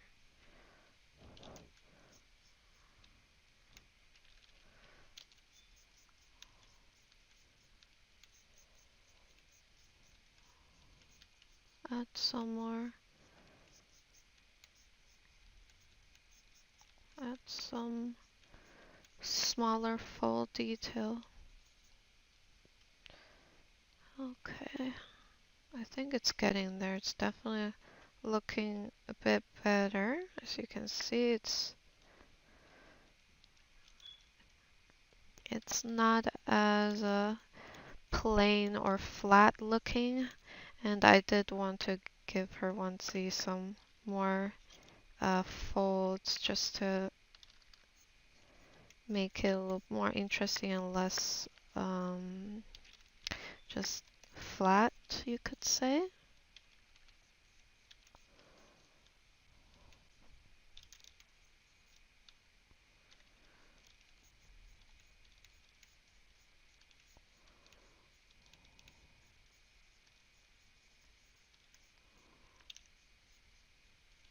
Let's go ahead and clean that one up. Okay, I think at this point maybe I might need to actually take the warp tool and make some slight changes to the silhouette by just kind of bring out some of that fold silhouette, make it like this. It's a little laggy when I do this, but it helps with creating more dynamic shape.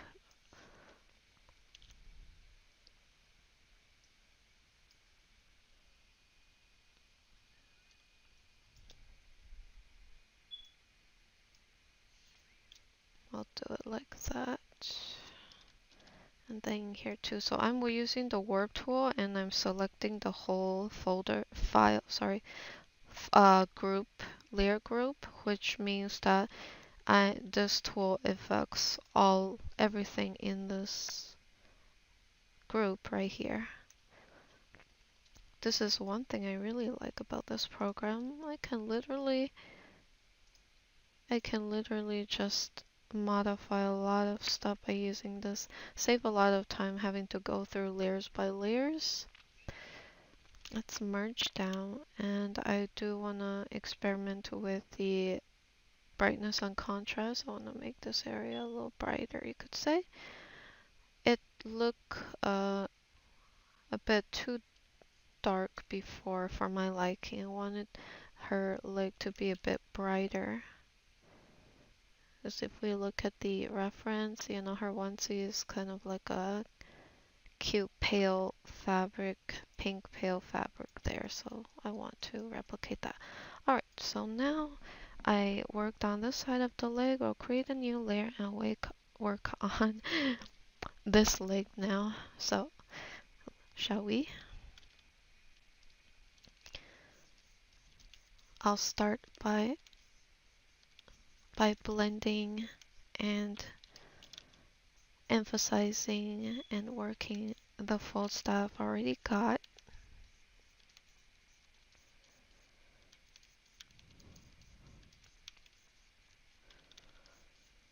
And we'll just slowly go through it. Let's borrow the colors from this side. We'll just use it on this side as well. Let's go grab this, grab a bit of the highlight. I want to add a little bit on this side just to increase the amount of thickness of the fabric by emphasizing that ridge there.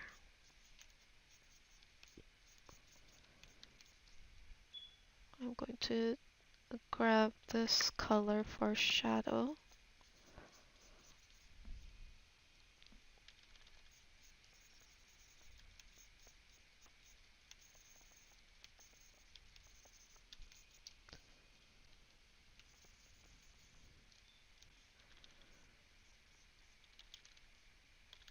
Add a tiny bit of shadow underneath that fold.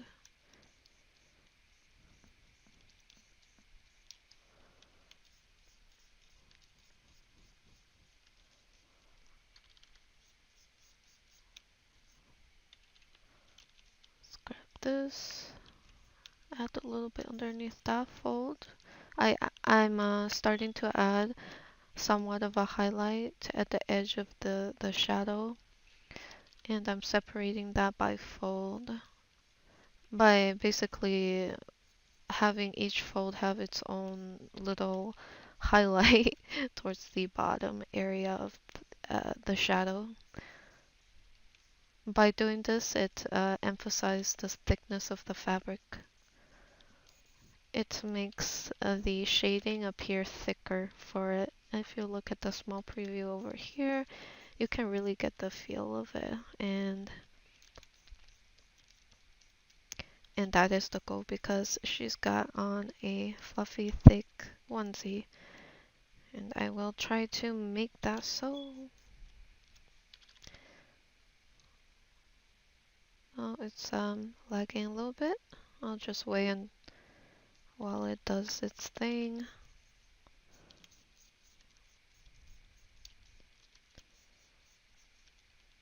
Grab a bit of this.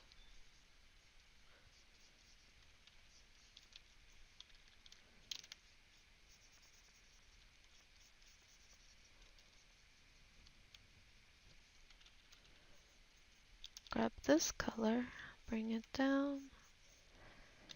So we have this fold with highlight, standard highlight and shadow, and then we're going to grab this color, which is like a highlight, and we'll just put it right under the shadow to emphasize that fold. Oh, actually it doesn't look that great. Okay, sometimes it doesn't always work, so if that's the case, we just have to kind of make our best judgment, I guess. I guess I'll try something else. Let's try to make this part look a little better. Doesn't look very good. I suppose this technique doesn't always work, and at that point you'll just have to try a bunch of stuff. But in general, we'll be using that type of pattern.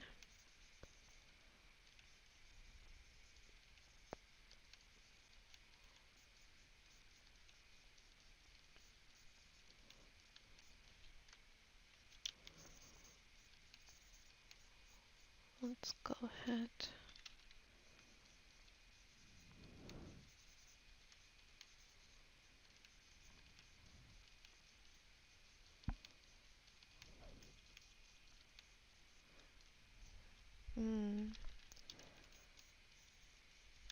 I want to highlight her knees somehow, or at least work on this part a bit more, especially on the knees.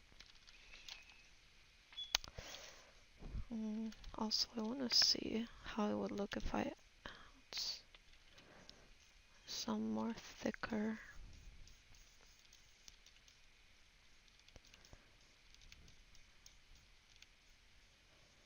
Add a thicker.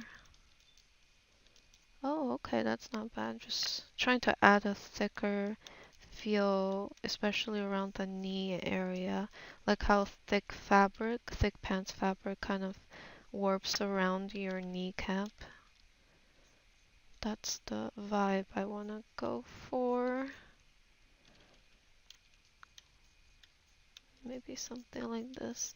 And after I do this, I have to go back to the skin and rework this, like right here, and adjust this shading to match kind of the posture I have for the onesie. I want to emphasize the lifting of this leg right here.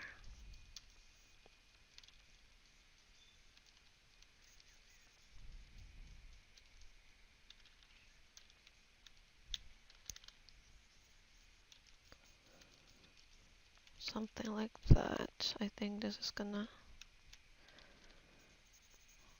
help.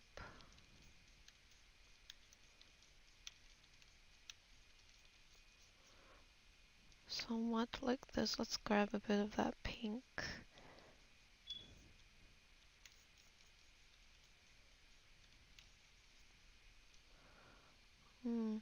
Something like that. I think I do want to rework the skin at some point. Maybe add a variety of skin tone. Maybe add a bit of pinkish tone. Right now it's overall very beige and yellow. So maybe I will go back and rework that later. I want to see how it would look if I made this part fully in highlight. It does. It's a different type of feel. Maybe it's not too bad. Let's grab a bit of highlight here. Grab this.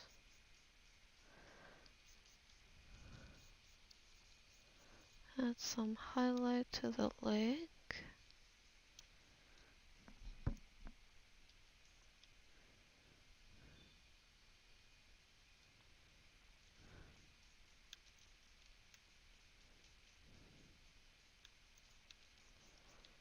Let's grab that.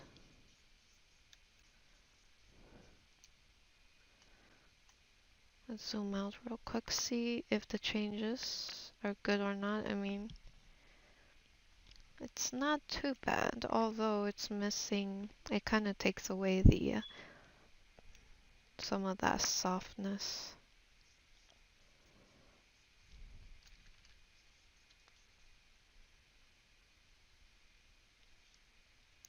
Let's lower the opacity and then just have it a bit higher on this side, higher in opacity, so that I can still have that type of lifting look for that side of the leg. Okay, now we'll merge down, go back to the onesie.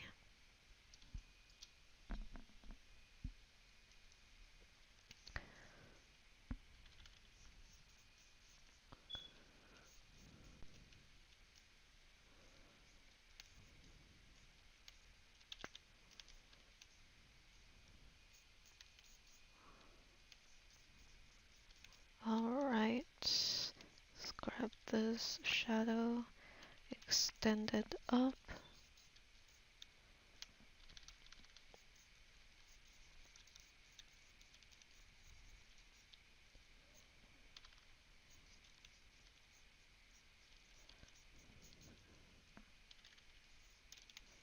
Let's grab this, add some highlight.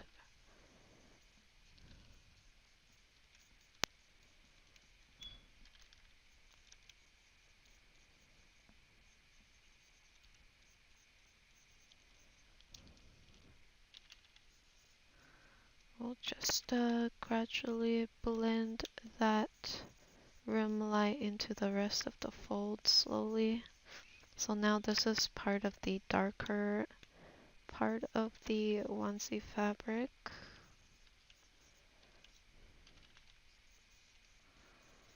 I'll just select this color, make it just a little bit darker, and we'll shade that this strip of darker tone of the onesie, and then I believe it goes back to being the paler part of the onesie. So using the lasso tool, I'm going to select that part, and basically just using the color that we've already got, I'll just fill that in. I switched back to the watercolor briefly, but I'm going to switch back to the airbrush. I do have a bit more control with the airbrush, that's why I switched back to the airbrush. So now that we have that done, we'll go ahead and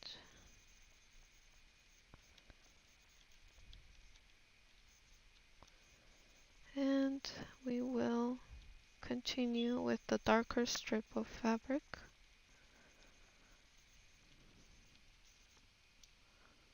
Alright, now that I've done that leg, I want to actually bring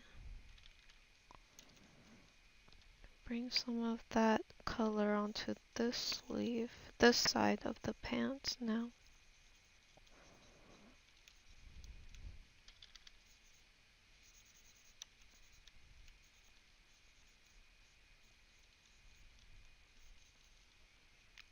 Let's grab some of that too.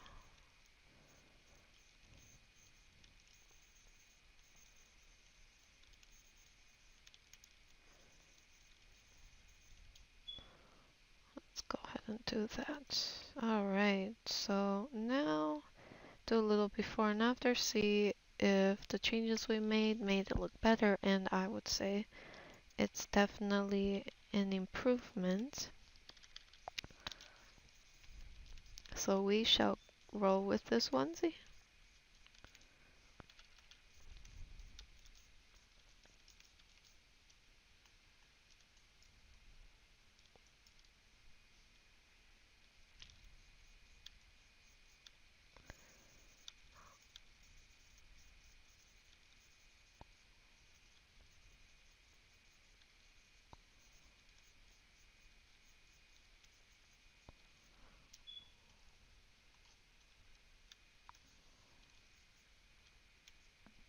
Let's go ahead and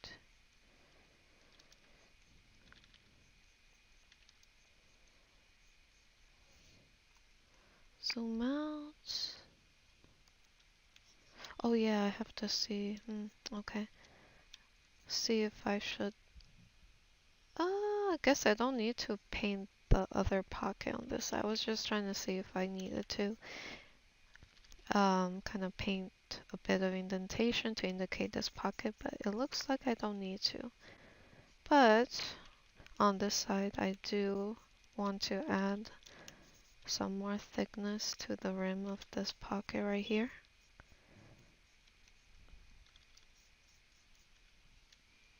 So I'll just go ahead and do that. Add a slight bit of shadow.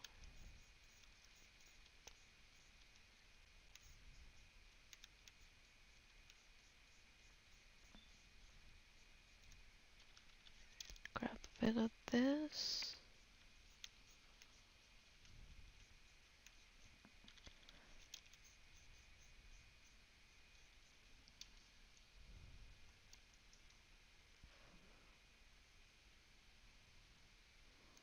Let's go ahead, grab this tool, the warp tool. Bring this all the way over.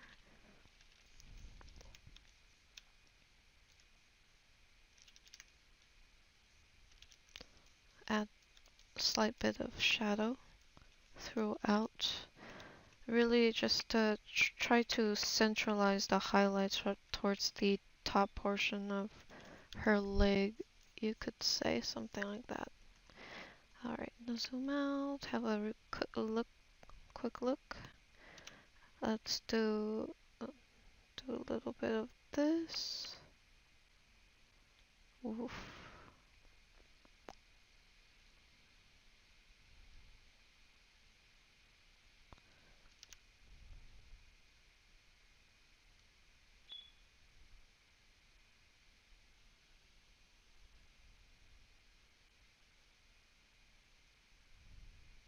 Let's do five. Zoom out, not zoom out, merge down. So we got this leg shaded. We'll just take it slow, we'll just follow along. So now that leg's done, so we'll work on this part now. This part of the onesie. Good thing she's wearing a onesie.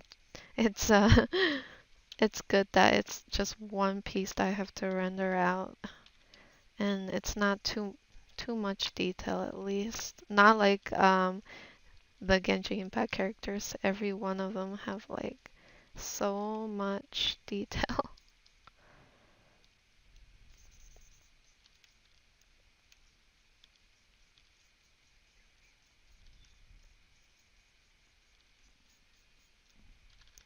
We'll just slowly blend that out. And also I think I will somewhat, okay, this part of the hood goes all the way here. I have to make this part darker.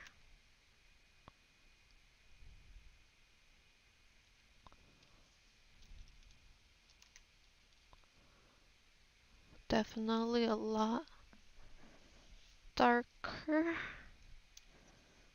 Since the hood is quite dark, I will also be borrowing the highlight from the other side of her hood, and we'll just use that to continue to blend out the rest. Grab a bit of this.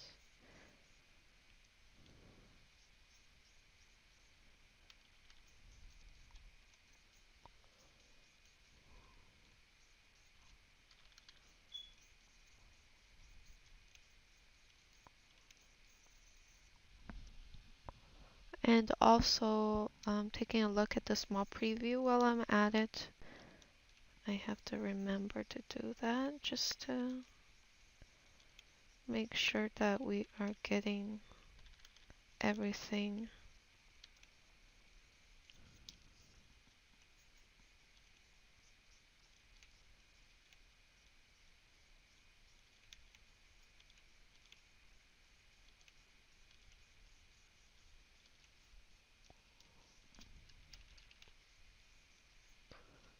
add some more shadow around this area.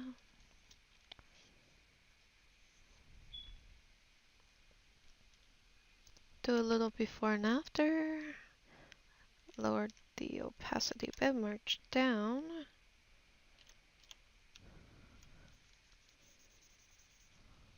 Let's add some shadow here. And also fill in some of the empty pixels. There was some empty pixels there.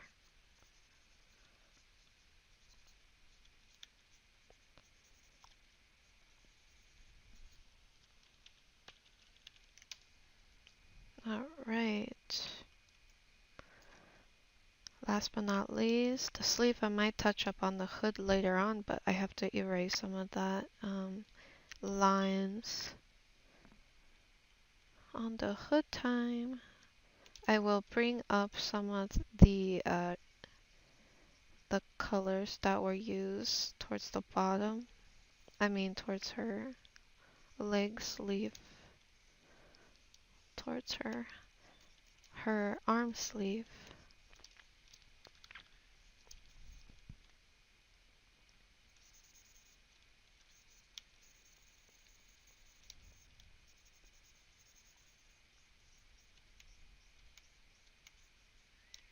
Let's go down here again, and I'm going to pick up the shadow that I've used on the folds, and we're gonna put it underneath the folds, each folds underneath the shadow part.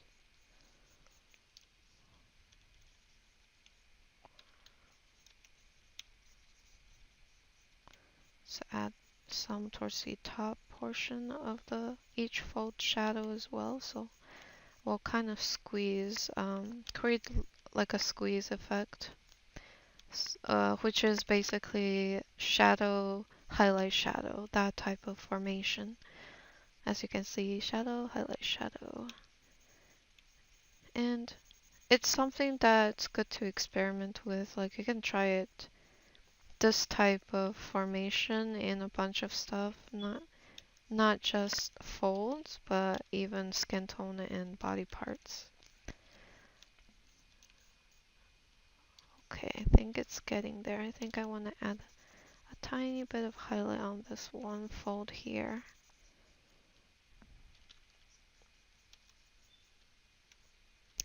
Maybe a little bit on this one.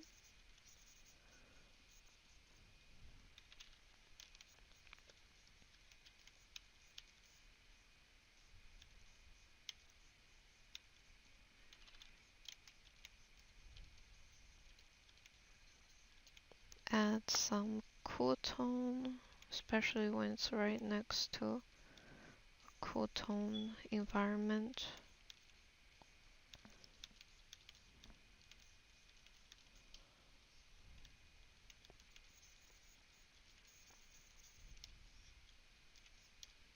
Let's grab some of this.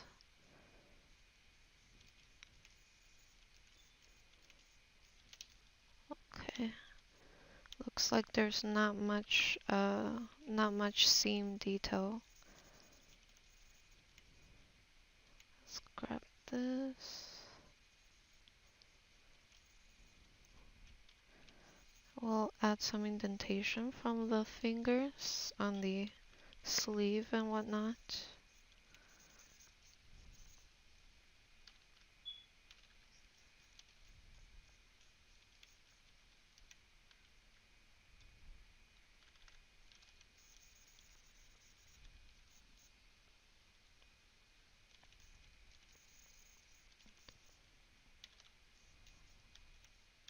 Let's grab a bit of this.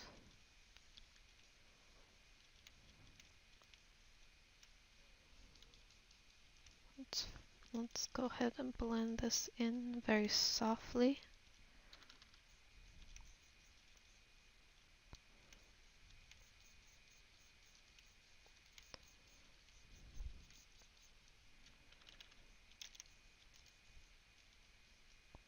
Alright, I think the sleeve is good to go. Probably could use a slight bit more of rendering, but I think our onesie is good to go for the next step, which is more rendering. But the initial, the base, I guess you could call this level 1 rendering after adding the shadow and stuff.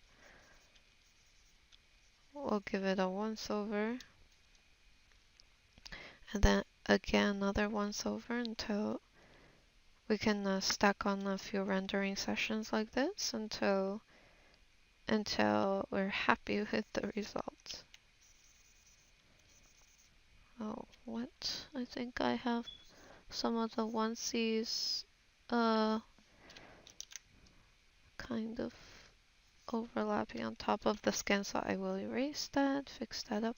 Alright, so we got our onesie a little bit more rendered out and the skin a little bit more rendered out. So next we'll just tackle the bra and the hair and then maybe a little bit of the background.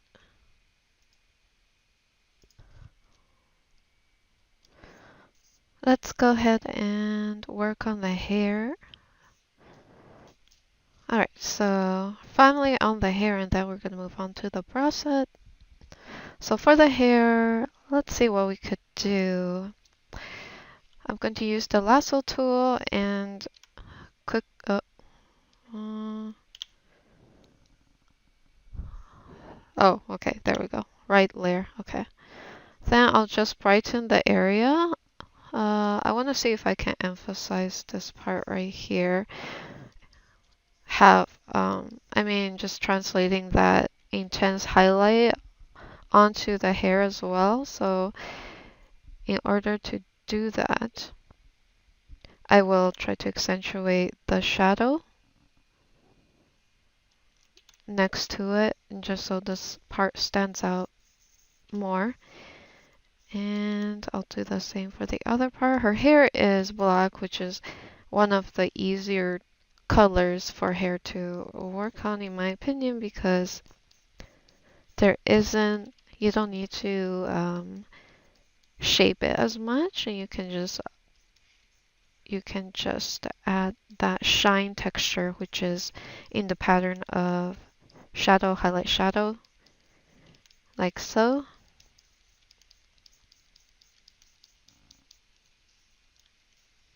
Let's use the brush, the hair brush. This was a brush I found on the asset store in the Clip Studio.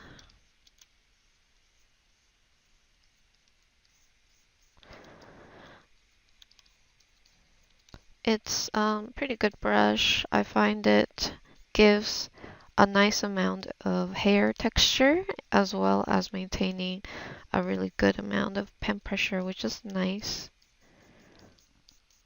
as you can see. But I think Juri's hair probably won't be too detailed. Her hairstyle in this skin is pretty cute, but at the same time a easier hairstyle to paint rather than her original pointy hair buns. Alright, so for this side, it's looking a little washed out, so we shall increase the intensity by darkening it through brightness contrast. Let's go back with the hairbrush. Grab this color right here.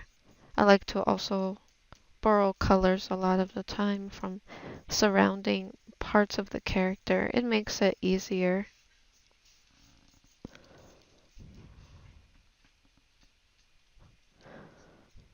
Also, I think I made it a little bit hard for me to see what's going on with these hair strands because it's a little too dark. Her hair is very contrast with like almost close to black, so I can't see where the line art is. But we will make do. So this is what we have. It's not too bad. Might need to make it a little bit more detailed later on, but I think this is a good amount of compromise. A good amount of details for now for the hair.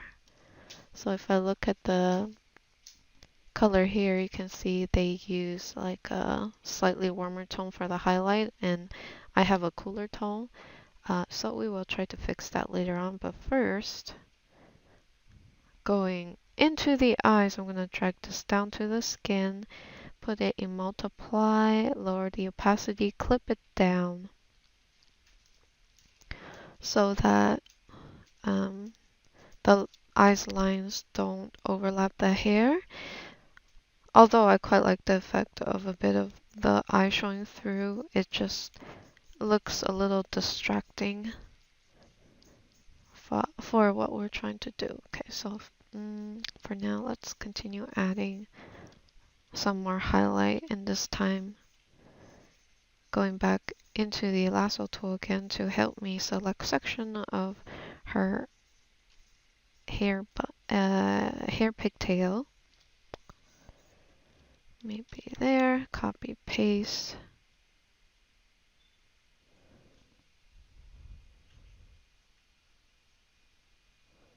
Let's see what we can do here. So I upped the intensity quite a bit just to see if I could get some sort of cool contrast going on, only because it felt like there wasn't enough contrast in the hair. So I wanted to see how much I could push this.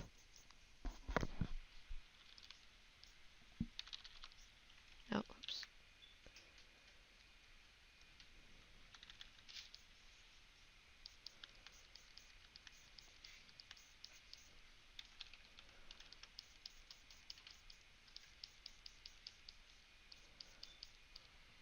Let's zoom out a bit here. Merge down. Okay, before I work on the hair any further, I think I will want to flush out the bra set and then maybe import it into paint tool side.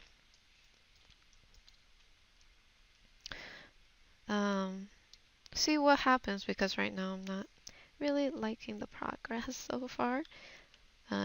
Usually when that happens, I try to like open it up in a different art program, see what I can do with it. Sometimes we can get better results with a different program, even though, you know, our painting technique is still very much the same. Different program gives us like different variations of result, which is pretty interesting. So next up for making the bra, I guess I'll make it like we'll do a comfy bra. So let's try with soft shading for the bottom part, and perhaps we can make the top seam of the bra into a leather texture. So in order to do that, there needs to be high contrast, meaning high contrast between shadow and highlight. So we're gonna give it some shine. Add some of this. Add some of the skin tone in there, and last but not least, we're gonna finish it off with some studs. So I'm gonna test it out to see if just plain old white studs would look better, or if it looks better with, you know, a darker stud. So we're gonna go with this stud first. I mean, this stud definitely stands out more, but I'm not sure if maybe white stud would be better. I mean, a darker stud would be better.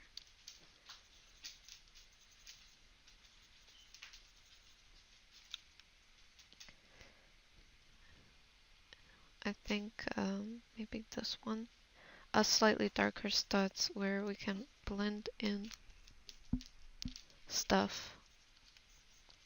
Have the design be a bit more even.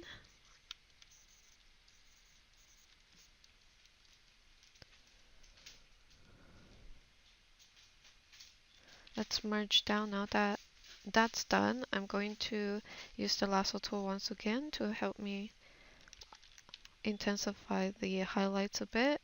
I'm just going to up the contrast for those areas, really, like so. Now that that's done, I'm going to blend this part in. After that's done, I'm going to merge it down. Make sure the layer is locked. Let's go ahead and tackle the straps. So I'll just keep the straps a satiny texture, therefore not gonna add any sort of highlight or anything. Yeah, we'll only have this portion of the bra be shiny and slightly different texture than the other areas.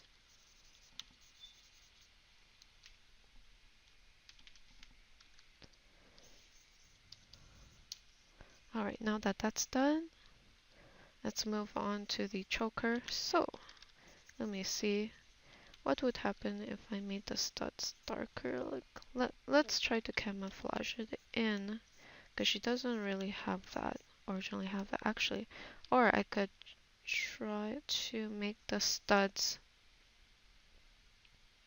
like the same color as the PJ.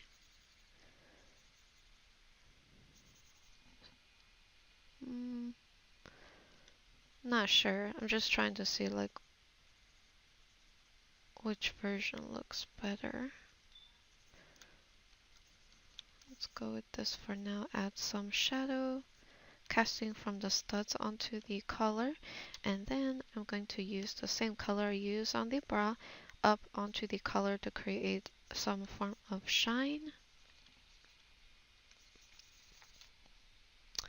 Although it doesn't read very well.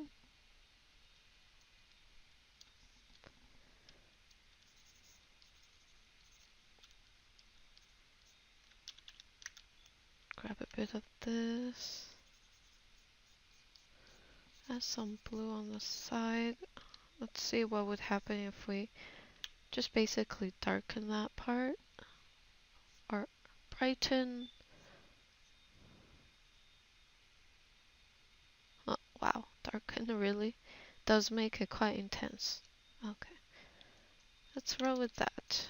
And last but not least, underwear, although I don't think the undie needs too much because I'm just gonna give her like a plain black undie without much detail. Maybe we can add like a little spider here or something, but that could be achieved after. Let me see if I can just do like a really bad spider.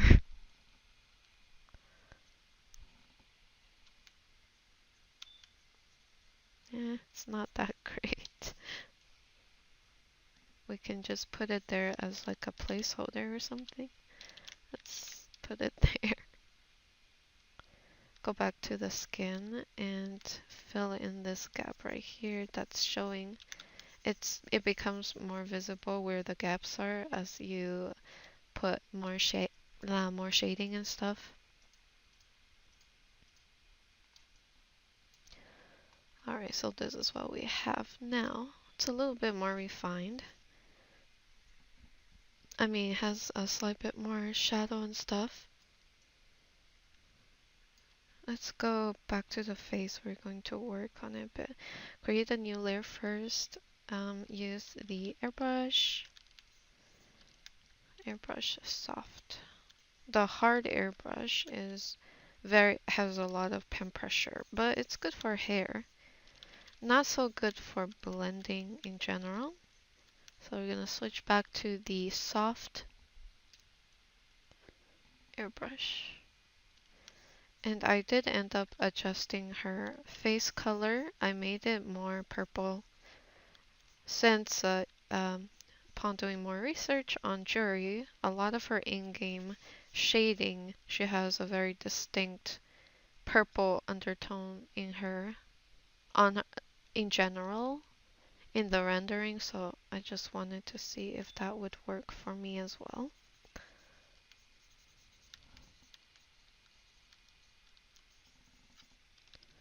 So I've been just adding a bit more of that.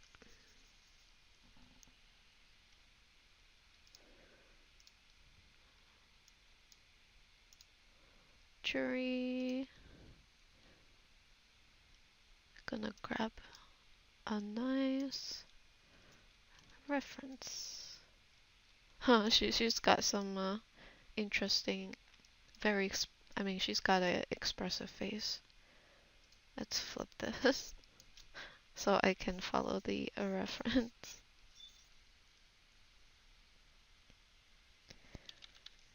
Need more pink. Add some shadow into the ear, and then followed by some highlight.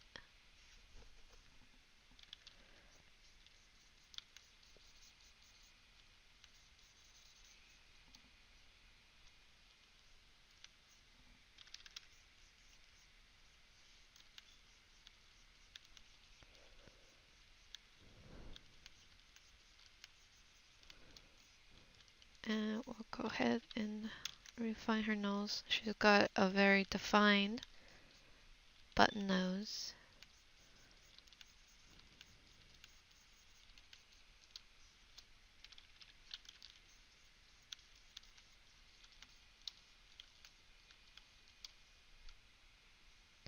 Her face is a bit too wide on this side. Let's see if we can make it a little bit more square. I mean more straight. Sort of like in the game. Now is when I kind of try to correct stuff and make adjustments. Still wanted to get her to look at the camera, but it just isn't working out that well. She looked better looking to one side.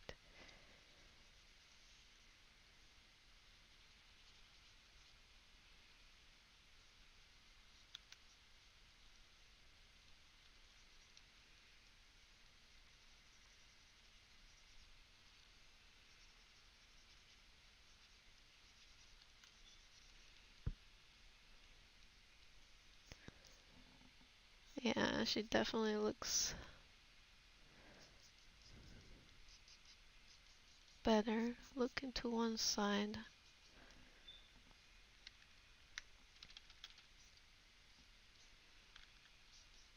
We can try to switch up her eye shape.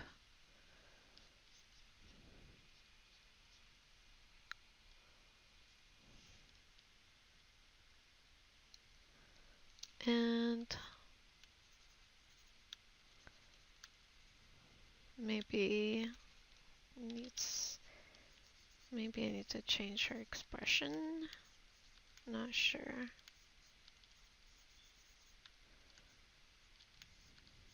Let's switch it up a bit and see how that works out.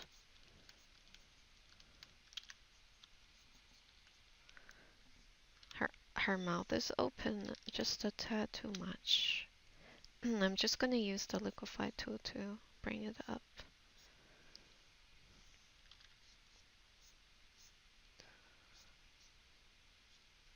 Giving her a slight bit of asymmetry in her smile here.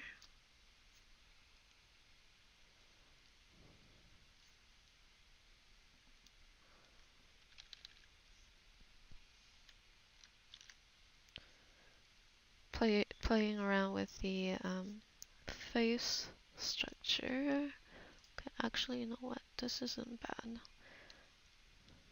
I can have this expression as like a different variation later on.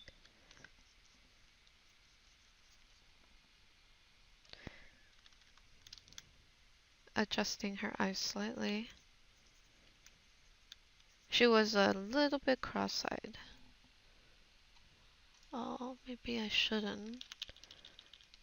I guess I really need to want to make her look at the camera, so I guess she needs to be a little bit cross-eyed. But it does look better further away. It reads better further away, yeah.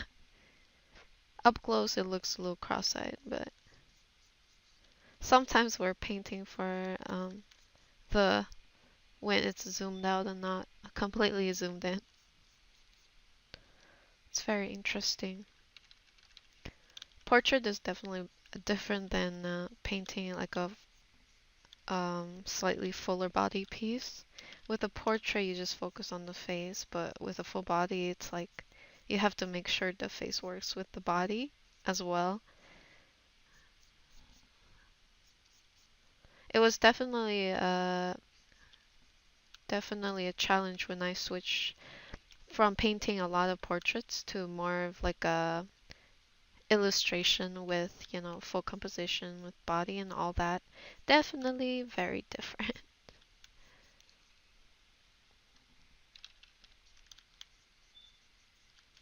We're starting to give her a nice, that cute Juri face with a bit of crazy in it.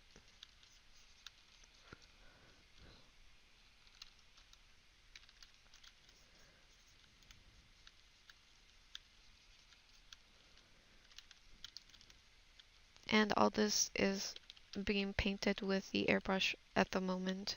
I am not using the watercolor blendy, that blendy brush, because that brush is a bit too blendy, and working on the face requires some uh, precision and some subtlety, which the blendy brush is not known for. And I haven't gotten to customizing my own brush yet, so I'm just using the default.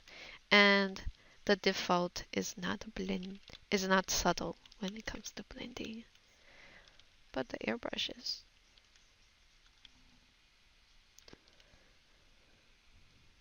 I'm following along, following the reference that I have. I think you guys know this reference. If you just Google, it's like one of those, her,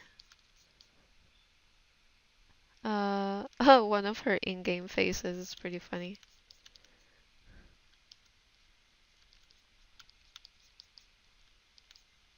I want to see if I can exaggerate her expression, so I'll just widen her smile. But it has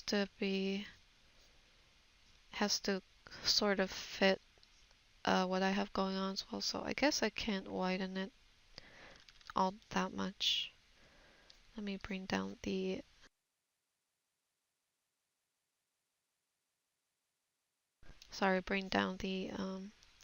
face highlight there.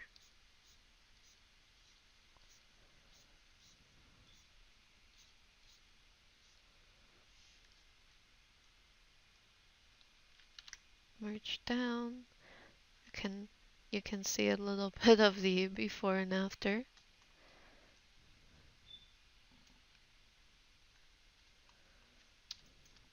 Sometimes you'll probably kind of prefer the before a little bit more. When that happens, usually I just grab the before and just lower the opacity a little bit and see if I can have a blend of both. Sometimes it works out, sometimes it doesn't. But hey, we'll give it a try every time, because you never know. Sometimes it might create something interesting that you would have never discovered if not were for that. If not were for that. Does that make sense?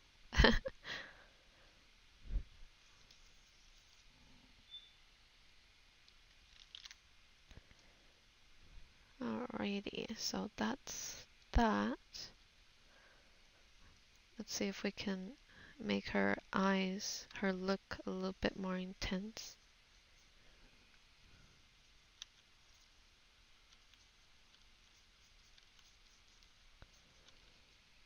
Uh, let's have a closer look at her eye. I want to see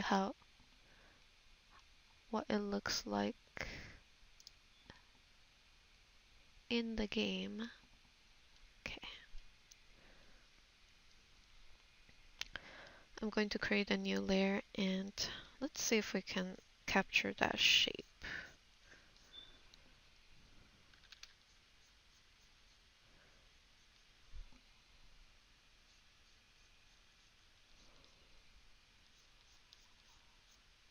Her eye shape is more angular and more almond, sorry. And a noticeable cat eye tip. Although, although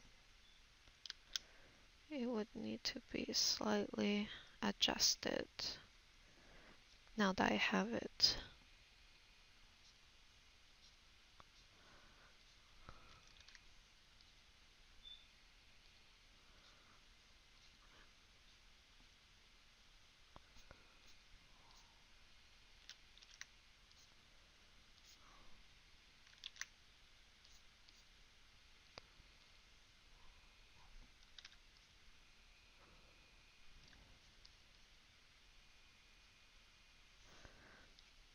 Something like that. I'm just adjusting it until I like the look of it.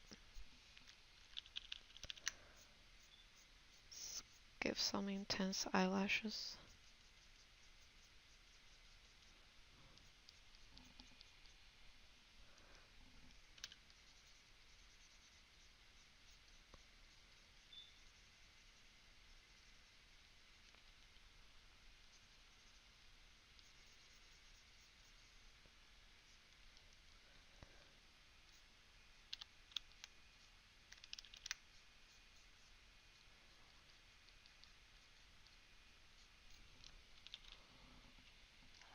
Okay, now that that's done, maybe I'll lower that opacity a bit. Go back to the bottom layer, adjust her eyelid a bit.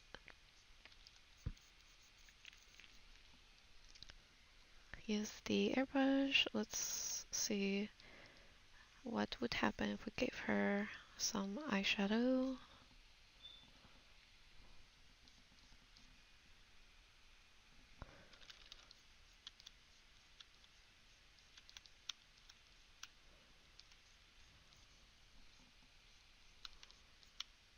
Let's then add some shine to the eyeshadow. See what happens? Don't think I like it that much.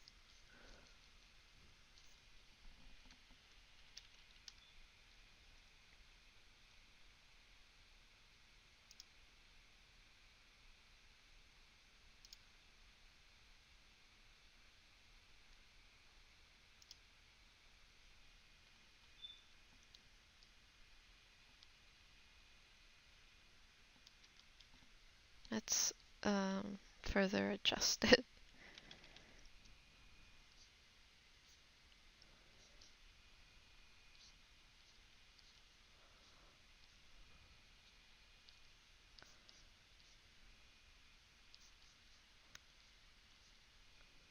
So I'll just kind of move things around to see if I can get like a better result with her face. Let's go back to this compared to this.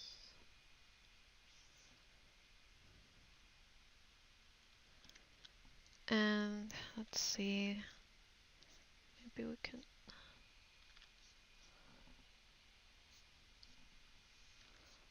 I'll just move the eyes from one looking at one direction to another.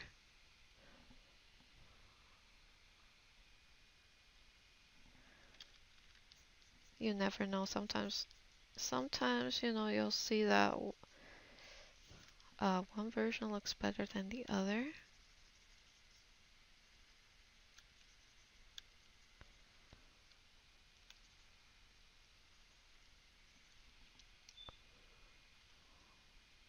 Flip.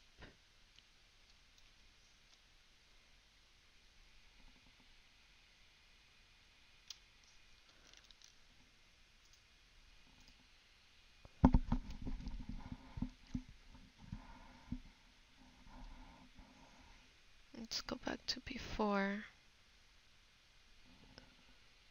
Let's stop at this version right here.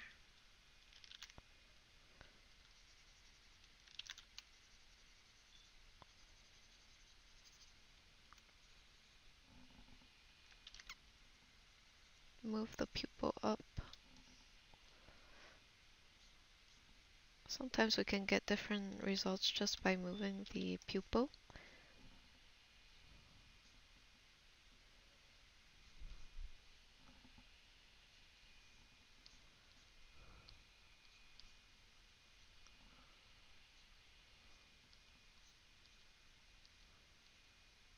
Alright, so let's go with this. You know what? Let's go with this.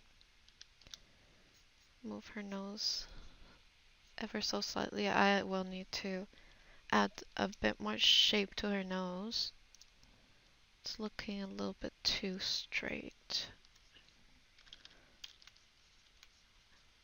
Needs a tiny bloop on the nose tip. Need a bit more volume.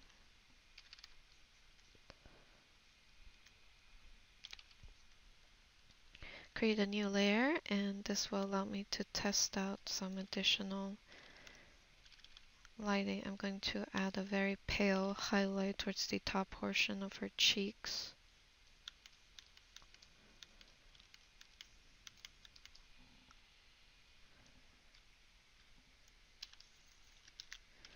Subtly, slowly removing some of the area. Let's go ahead. Grab some pink. Lower the opacity. Might be a bit too pink. And we'll just continue.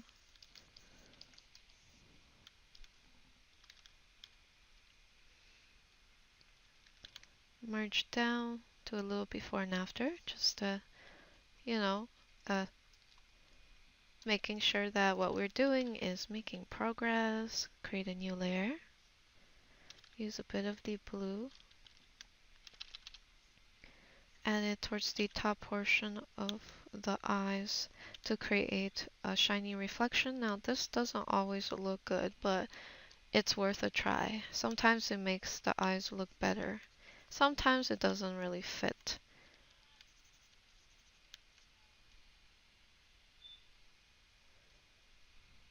I mean, in this case, I think maybe it makes Juri look a little bit too innocent. She has more of a crazy look. So in that case, let's try to make her pupils smaller.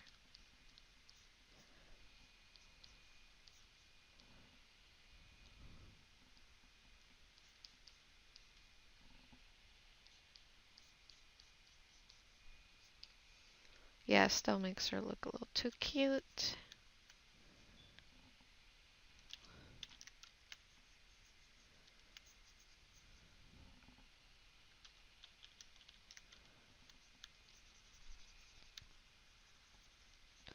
Let's test out another lighting with a simple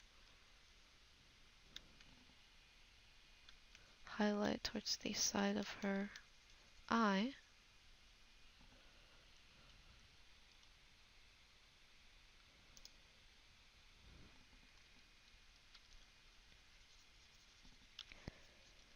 Add some highlight to her lips. Add more depth to her lip color as well.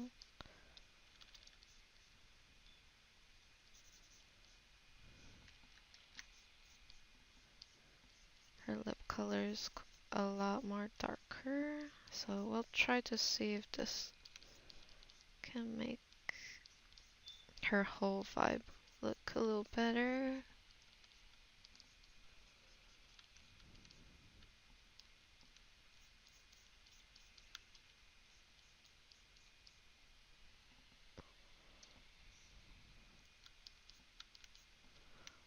Go back to the highlight, add it towards the top portion of the lip.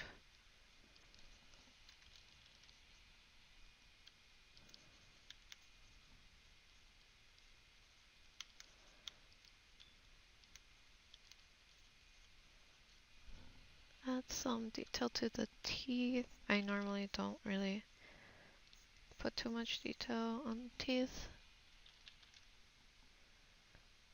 Before, after.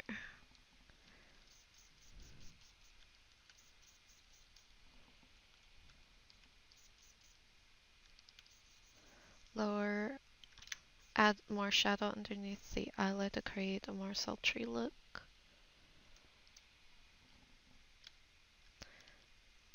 Let's see if we can add a final bit of highlight to the side.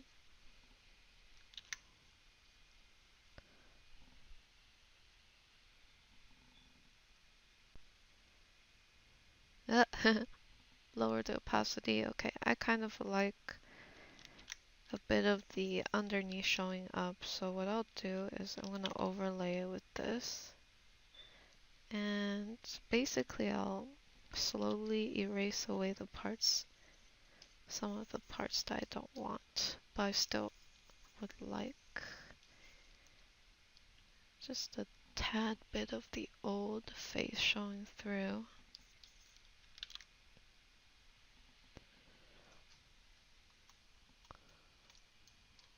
Okay, that's not too bad. Could use a bit more, definitely use more refining. We could definitely make it work. So for the background, I will probably be importing this whole thing into Photoshop for that. I want to add some sort of graffiti in the background of the walls. Probably need to clean this up as well.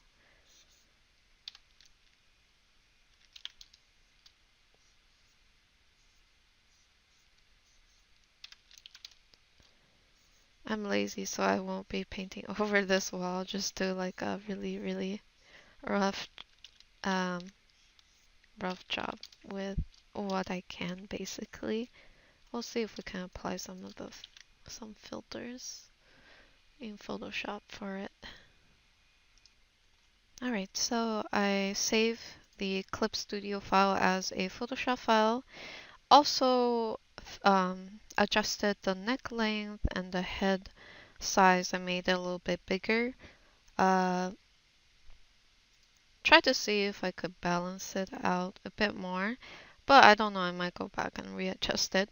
But I ported it into Photoshop because I wanted to work on the background so I can see if I can purely improve the composition with the background. Because sometimes, you know, um, your character lighting and such, you might want to change after you finish the background, and vice versa. So let's see if we can do something about it.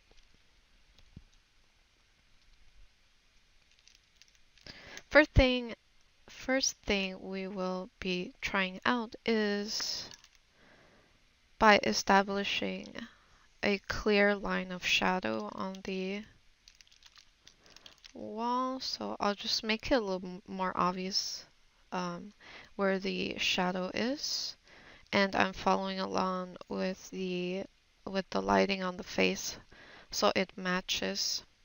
And then we'll go back to the rest of the brick wall.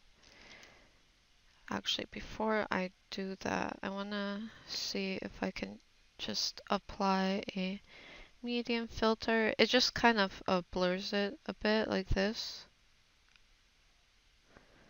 So it doesn't, it feels a slightly bit more, not by much, but a little more painter-like. Not as crispy and photo-like. Or we're trying to get away from that a little bit. So after I do that, merge down, pop back on the shadow layer, create a new layer, and let's add this color as rim light towards the top portion of the wall.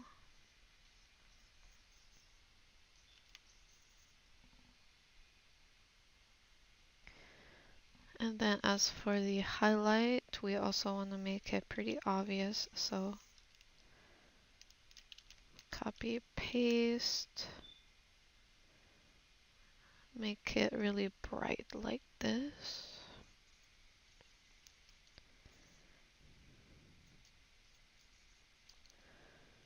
Create a new layer. Everything needs to be clipped down to the original wall layer. Let's make a multiply layer to add shadow from Juri the wall, or at least we will try to.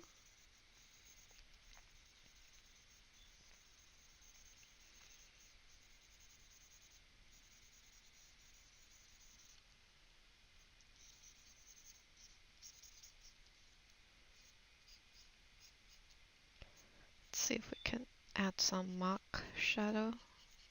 I call this mock shadow because it's not super good, and it's just to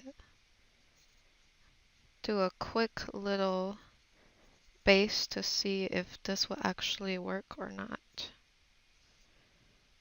And I will also add small amount of shadow on the side here, only because I want her knee to stand out more. Add a tiny bit amount of shadow down there, gradient upwards nicely like that. Create a new layer, and this is gonna be my layer where I add in some highlight, and I want that highlight to be warm toned. I'm only adding it towards the bottom half of the brick just to give it some highlight and also dimension.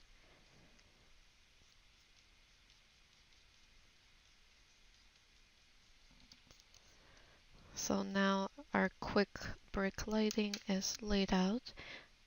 I have here some graphics that I want to see if I can apply to the wall to make it look like cool graffiti or something. Let's see if we can manage to make it work. Clip down. Let's go lighten. There's a few things we could try. Lighten is one of them.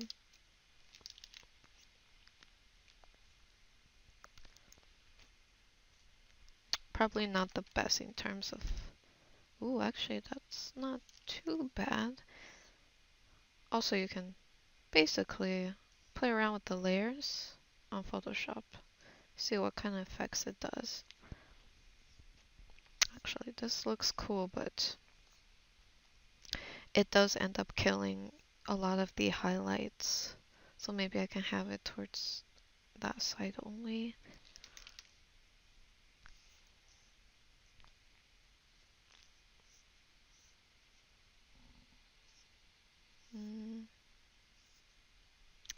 It's not the best. So what I tend to do at this point is I know what I want to do, which is add some sort of graffiti in the background just to fill in the space. So I'll just go find a couple of graffiti pictures and then test them all and pray that one of them fits the vibe that I want. So let's try this.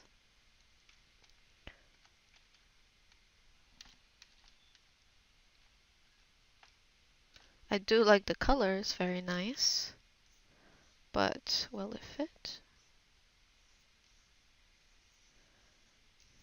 Oh, I should probably copy the whole... I know it's not, has nothing to do with Juri, but it has that Street Fighter vibe. So let's see if we can get it to merge into this wall somehow. Ooh, that might work. Looking for a layer mode that blends in the best with the wall. So looks like this mode looks the best.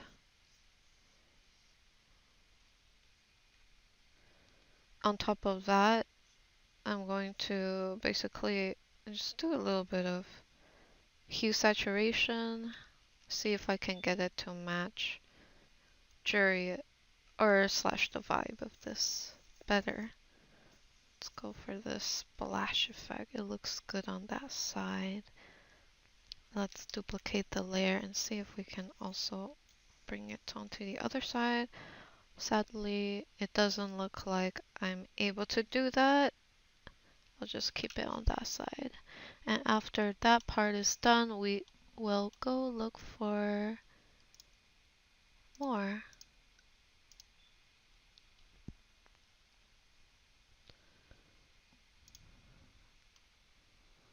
So I'll just, I'm Googling Street Fighter graffiti. Actually, maybe I can just, I don't want to use someone else's work, but I have no problem using like whatever I could grab from Street Fighter in-game screenshots and trying to see if it will, you know, if I can make it fit into the wall. Let's try this. Bloop. Let's see. We can try multiply, which is, you know, a classic way of applying like any type of photo texture. And after that, we can do that. Contrasted. Let's test out different layer modes. I might have to literally do that. I'm gonna do like a really, really crappy job because I want to see if this will actually work. If this will look good or not. Let's see. Lower the opacity. Okay, that kind of looks like it might look good. Save blending options. Let's play around with this.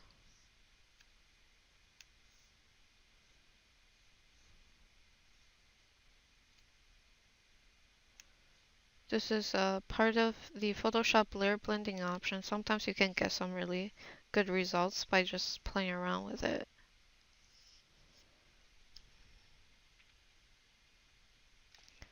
Continue with different layer modes.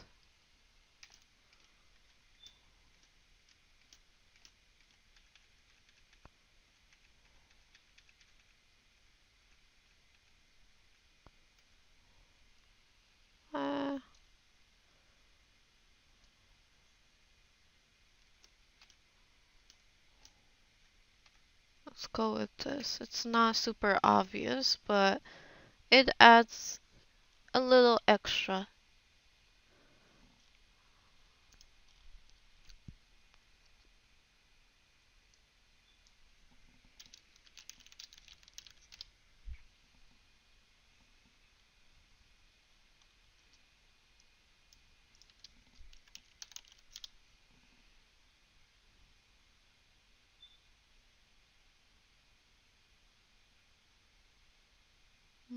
Okay, next what I'll do is I'm just going to, let's do this. I think the paintbrush effect works pretty well, or at least better than what I was going for. So let's see if it'll work.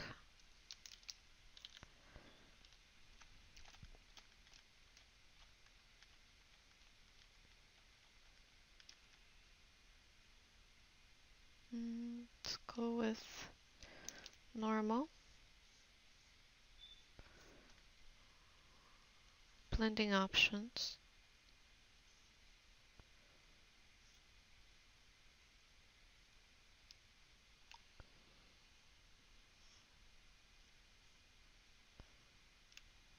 Blending options allow me to make some of the parts disappear underneath.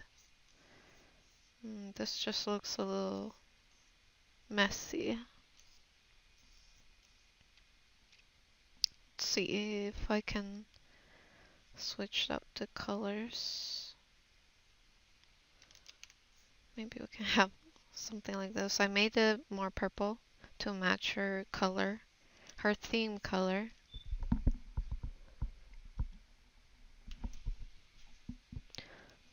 Let's see.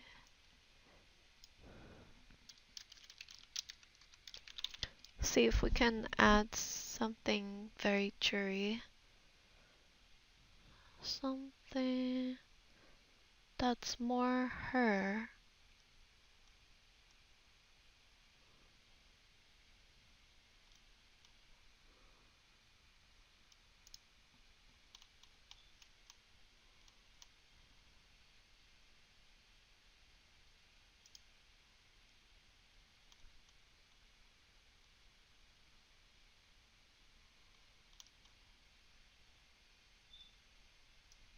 Well,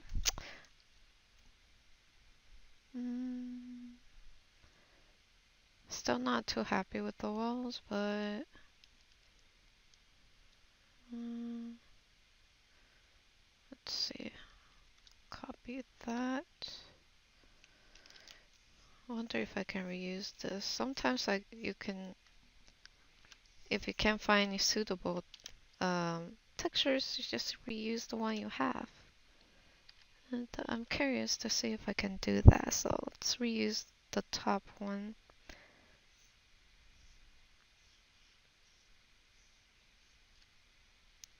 Going to layer mode.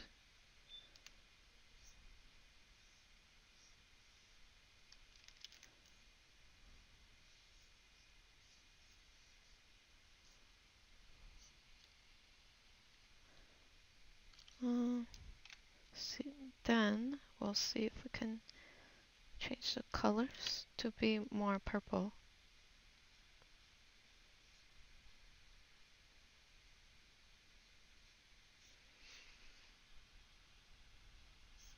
Guess I can't make it that tone of purple that I like.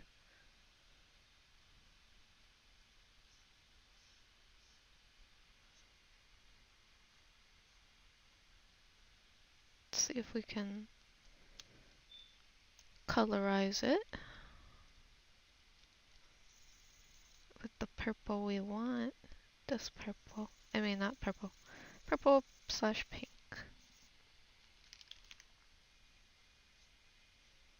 Darken it.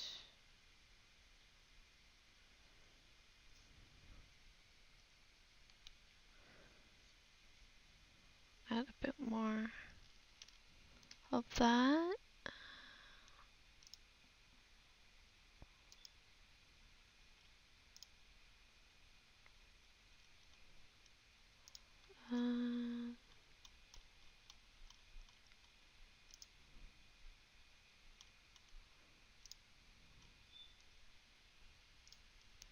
Welcome back, guys. So I did a bit of work on the wall, as you can see, because I was kind of lost. So I pretty much continued with the basic technique that I've been doing, just overlay a bunch of photo texture, trying to make it look very graffiti-like, basically, but not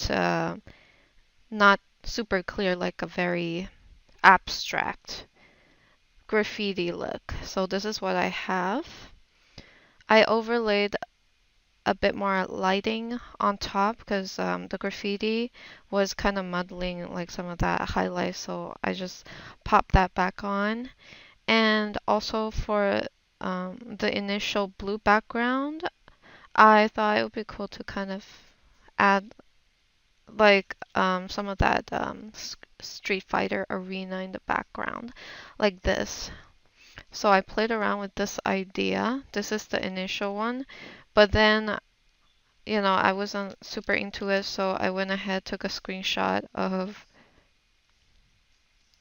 as you can see, screenshot of Juri versus another champ, another Street Fighter, I mean. Um, Basically, I was trying to see if I can make use of one of the arenas or the background. And of course, I'm going to edit it slightly to match more with Juri's color, which is purple and pink. And that is the that is the technique I'm going for.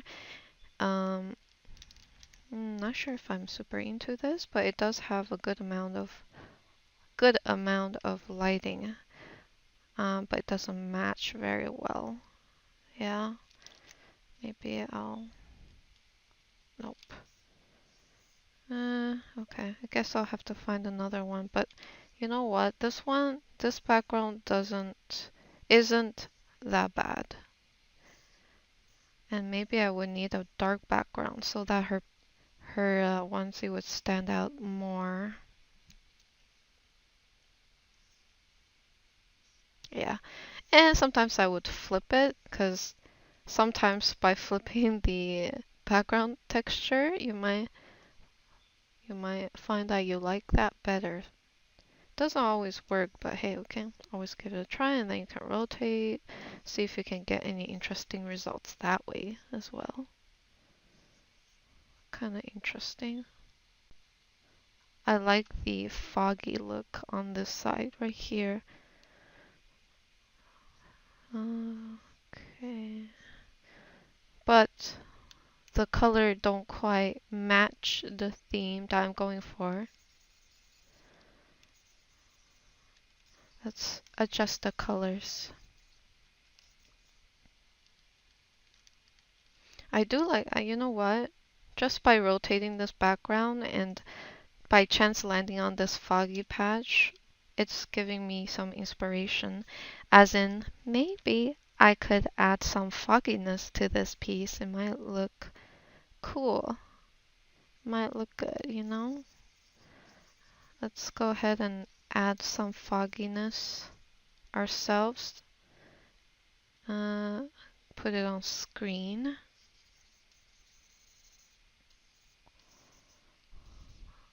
Oh, okay, that's not bad. I kind of dig it. That's pretty cool. Well, I like it for now. Who knows what might happen later? I might not like it a little bit later. But for now, I like it. Maybe, maybe we should not have it all around. Maybe it should only be towards the bottom, perhaps, or maybe that side only. And then as for this background, I think we can find a better background. So what I'll do next is continue to look for that background. Mostly I'll be looking through the Street Fighter battle arenas and hopefully find a background that catches my eye, and I'm going to uh, add it in and try my best to blend it in, and if it blends in, then that's the one. So I see this one, but it's not exactly an arena, it's more like a jury thing. But it's purple, so maybe it might work. Let's give it a try. Put that in. Ooh, yeah, I do like the purple, but you know, Jury's kind of in the way. We don't want her in there, we just want the background. Let's try to make it work. I do like this, the little lantern. The little lantern is a good pop of highlight, especially in this corner, which is mostly shadow. So let's make the smoke a pinkish bluish tone to match with Jury's color. Everything we have to adjust it to match her color theme. Okay. And of course, this corner has her glove, so I'm gonna have to remove that. And we will just patch it like that.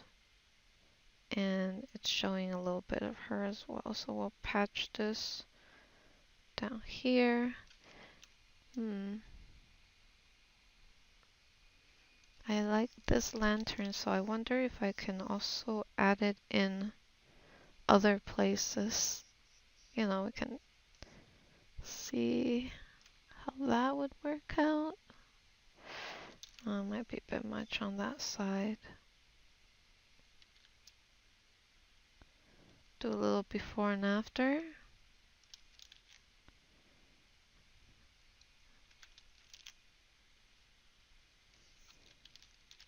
Bring back the original background a little bit of, I want a bit more detail on the side, and you know, the this new background right here is quite flat.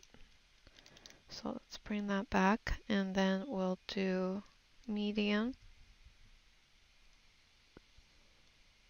This is feeling very Halloween. Not sure if this is what I'm going for, or yeah, maybe not this. Oh, it feels a little bit too Halloween. And it is not Halloween right now, so let's go for a grungy look. I'm going back to that first background.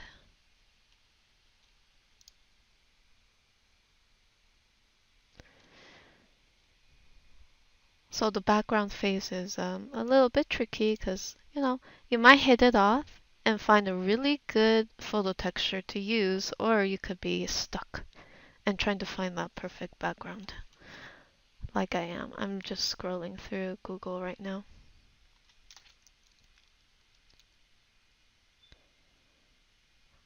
We could try to,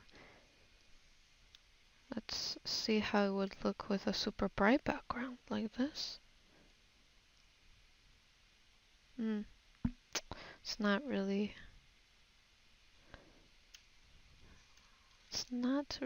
my thing, but at the same time it does have its charms.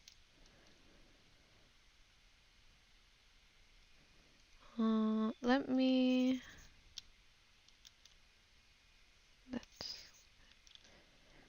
make this part a bit brighter.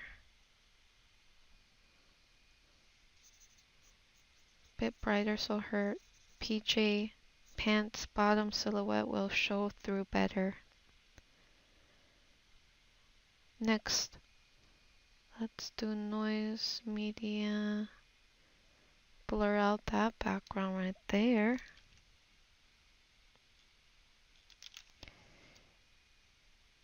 Extended.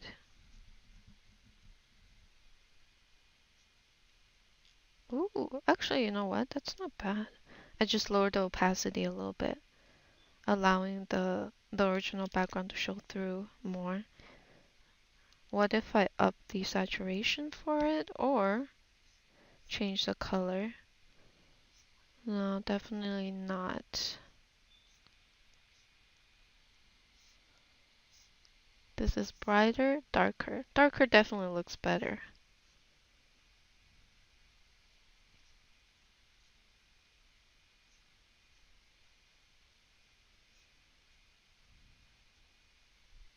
Let's get a nice saturated turquoise. I kind of like that color. Looks nice against the pink. Alright, so the background is gonna be a work in progress, that's for sure. This is my lines, face. Clearly there's a lot of work to be done on her, but we have established a background base that we can work from and a general shadow and highlight base. And all that's left to do is basically stack on more lighting and shadow and refining some parts. But before we end this voiceover, I will do one last edit through Photoshop using our old method. So we apply a filter, make sure the group is on normal, filter there, make a layer, clip it down, and then this is what we're gonna do. Just see if we can reinvent the lighting a little bit or enhance the lighting. Let's put this layer mode on overlay and really slap on that super pink purplish tone. Might be a bit much, but don't worry, we can tone it down. That's why we have it on a separate layer, because we can just like slap on whatever, something really crazy, and then gradually toning it down. So let's make it a little brighter and then play around with the color. This color, this one. Okay, that wasn't too much difference. That's okay. We can make a very obvious change right now. Let's go ahead and use the lasso tool. I'm gonna select a smaller portion of the character, and this is gonna be my super intense part, where it's gonna have a lot of brightness slash contrast. And there's a few options. We can use brightness contrast or hue color balance or hue saturation. Let's go for color balance. Put it on screen. Next up is play around with the color, the tone, the highlight, anything you want. Play around with that. Find one that you think match the vibe. And I looked at some of the Street Fighter screenshots, and the color that I see is leaning more towards this, like a warmer tone. Warmer tone for highlight, and then like a slightly cooler tone, but cooler, warmer tone for shadow, at least for Juri. So we shall try to honor that, honor that pattern slash look.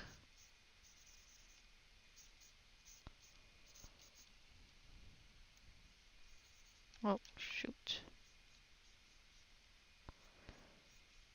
So let's just do a quick base. This is what we want. Create a layer underneath, constrain down. Let's go with our airbrush, Photoshop airbrush, and then we'll use a blue.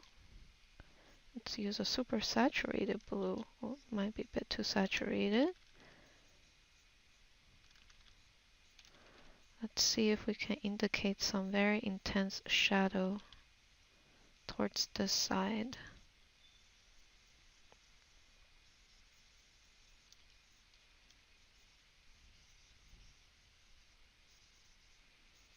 Create that super intense Street Fighter shading look. And I have to tone it down while I'm at it. Well, I can't go full on, but we'll just gradually tone it down. But at the same time, it needs to be pretty intense. But that's just me trying it out. It might not turn out this way. Let's lower it just a little.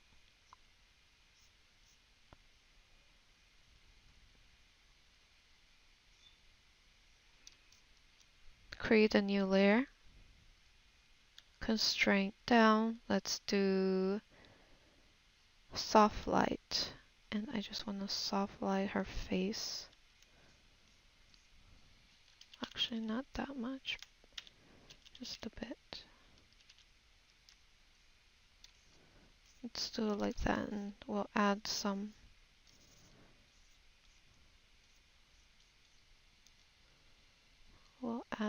a little bit of soft highlight.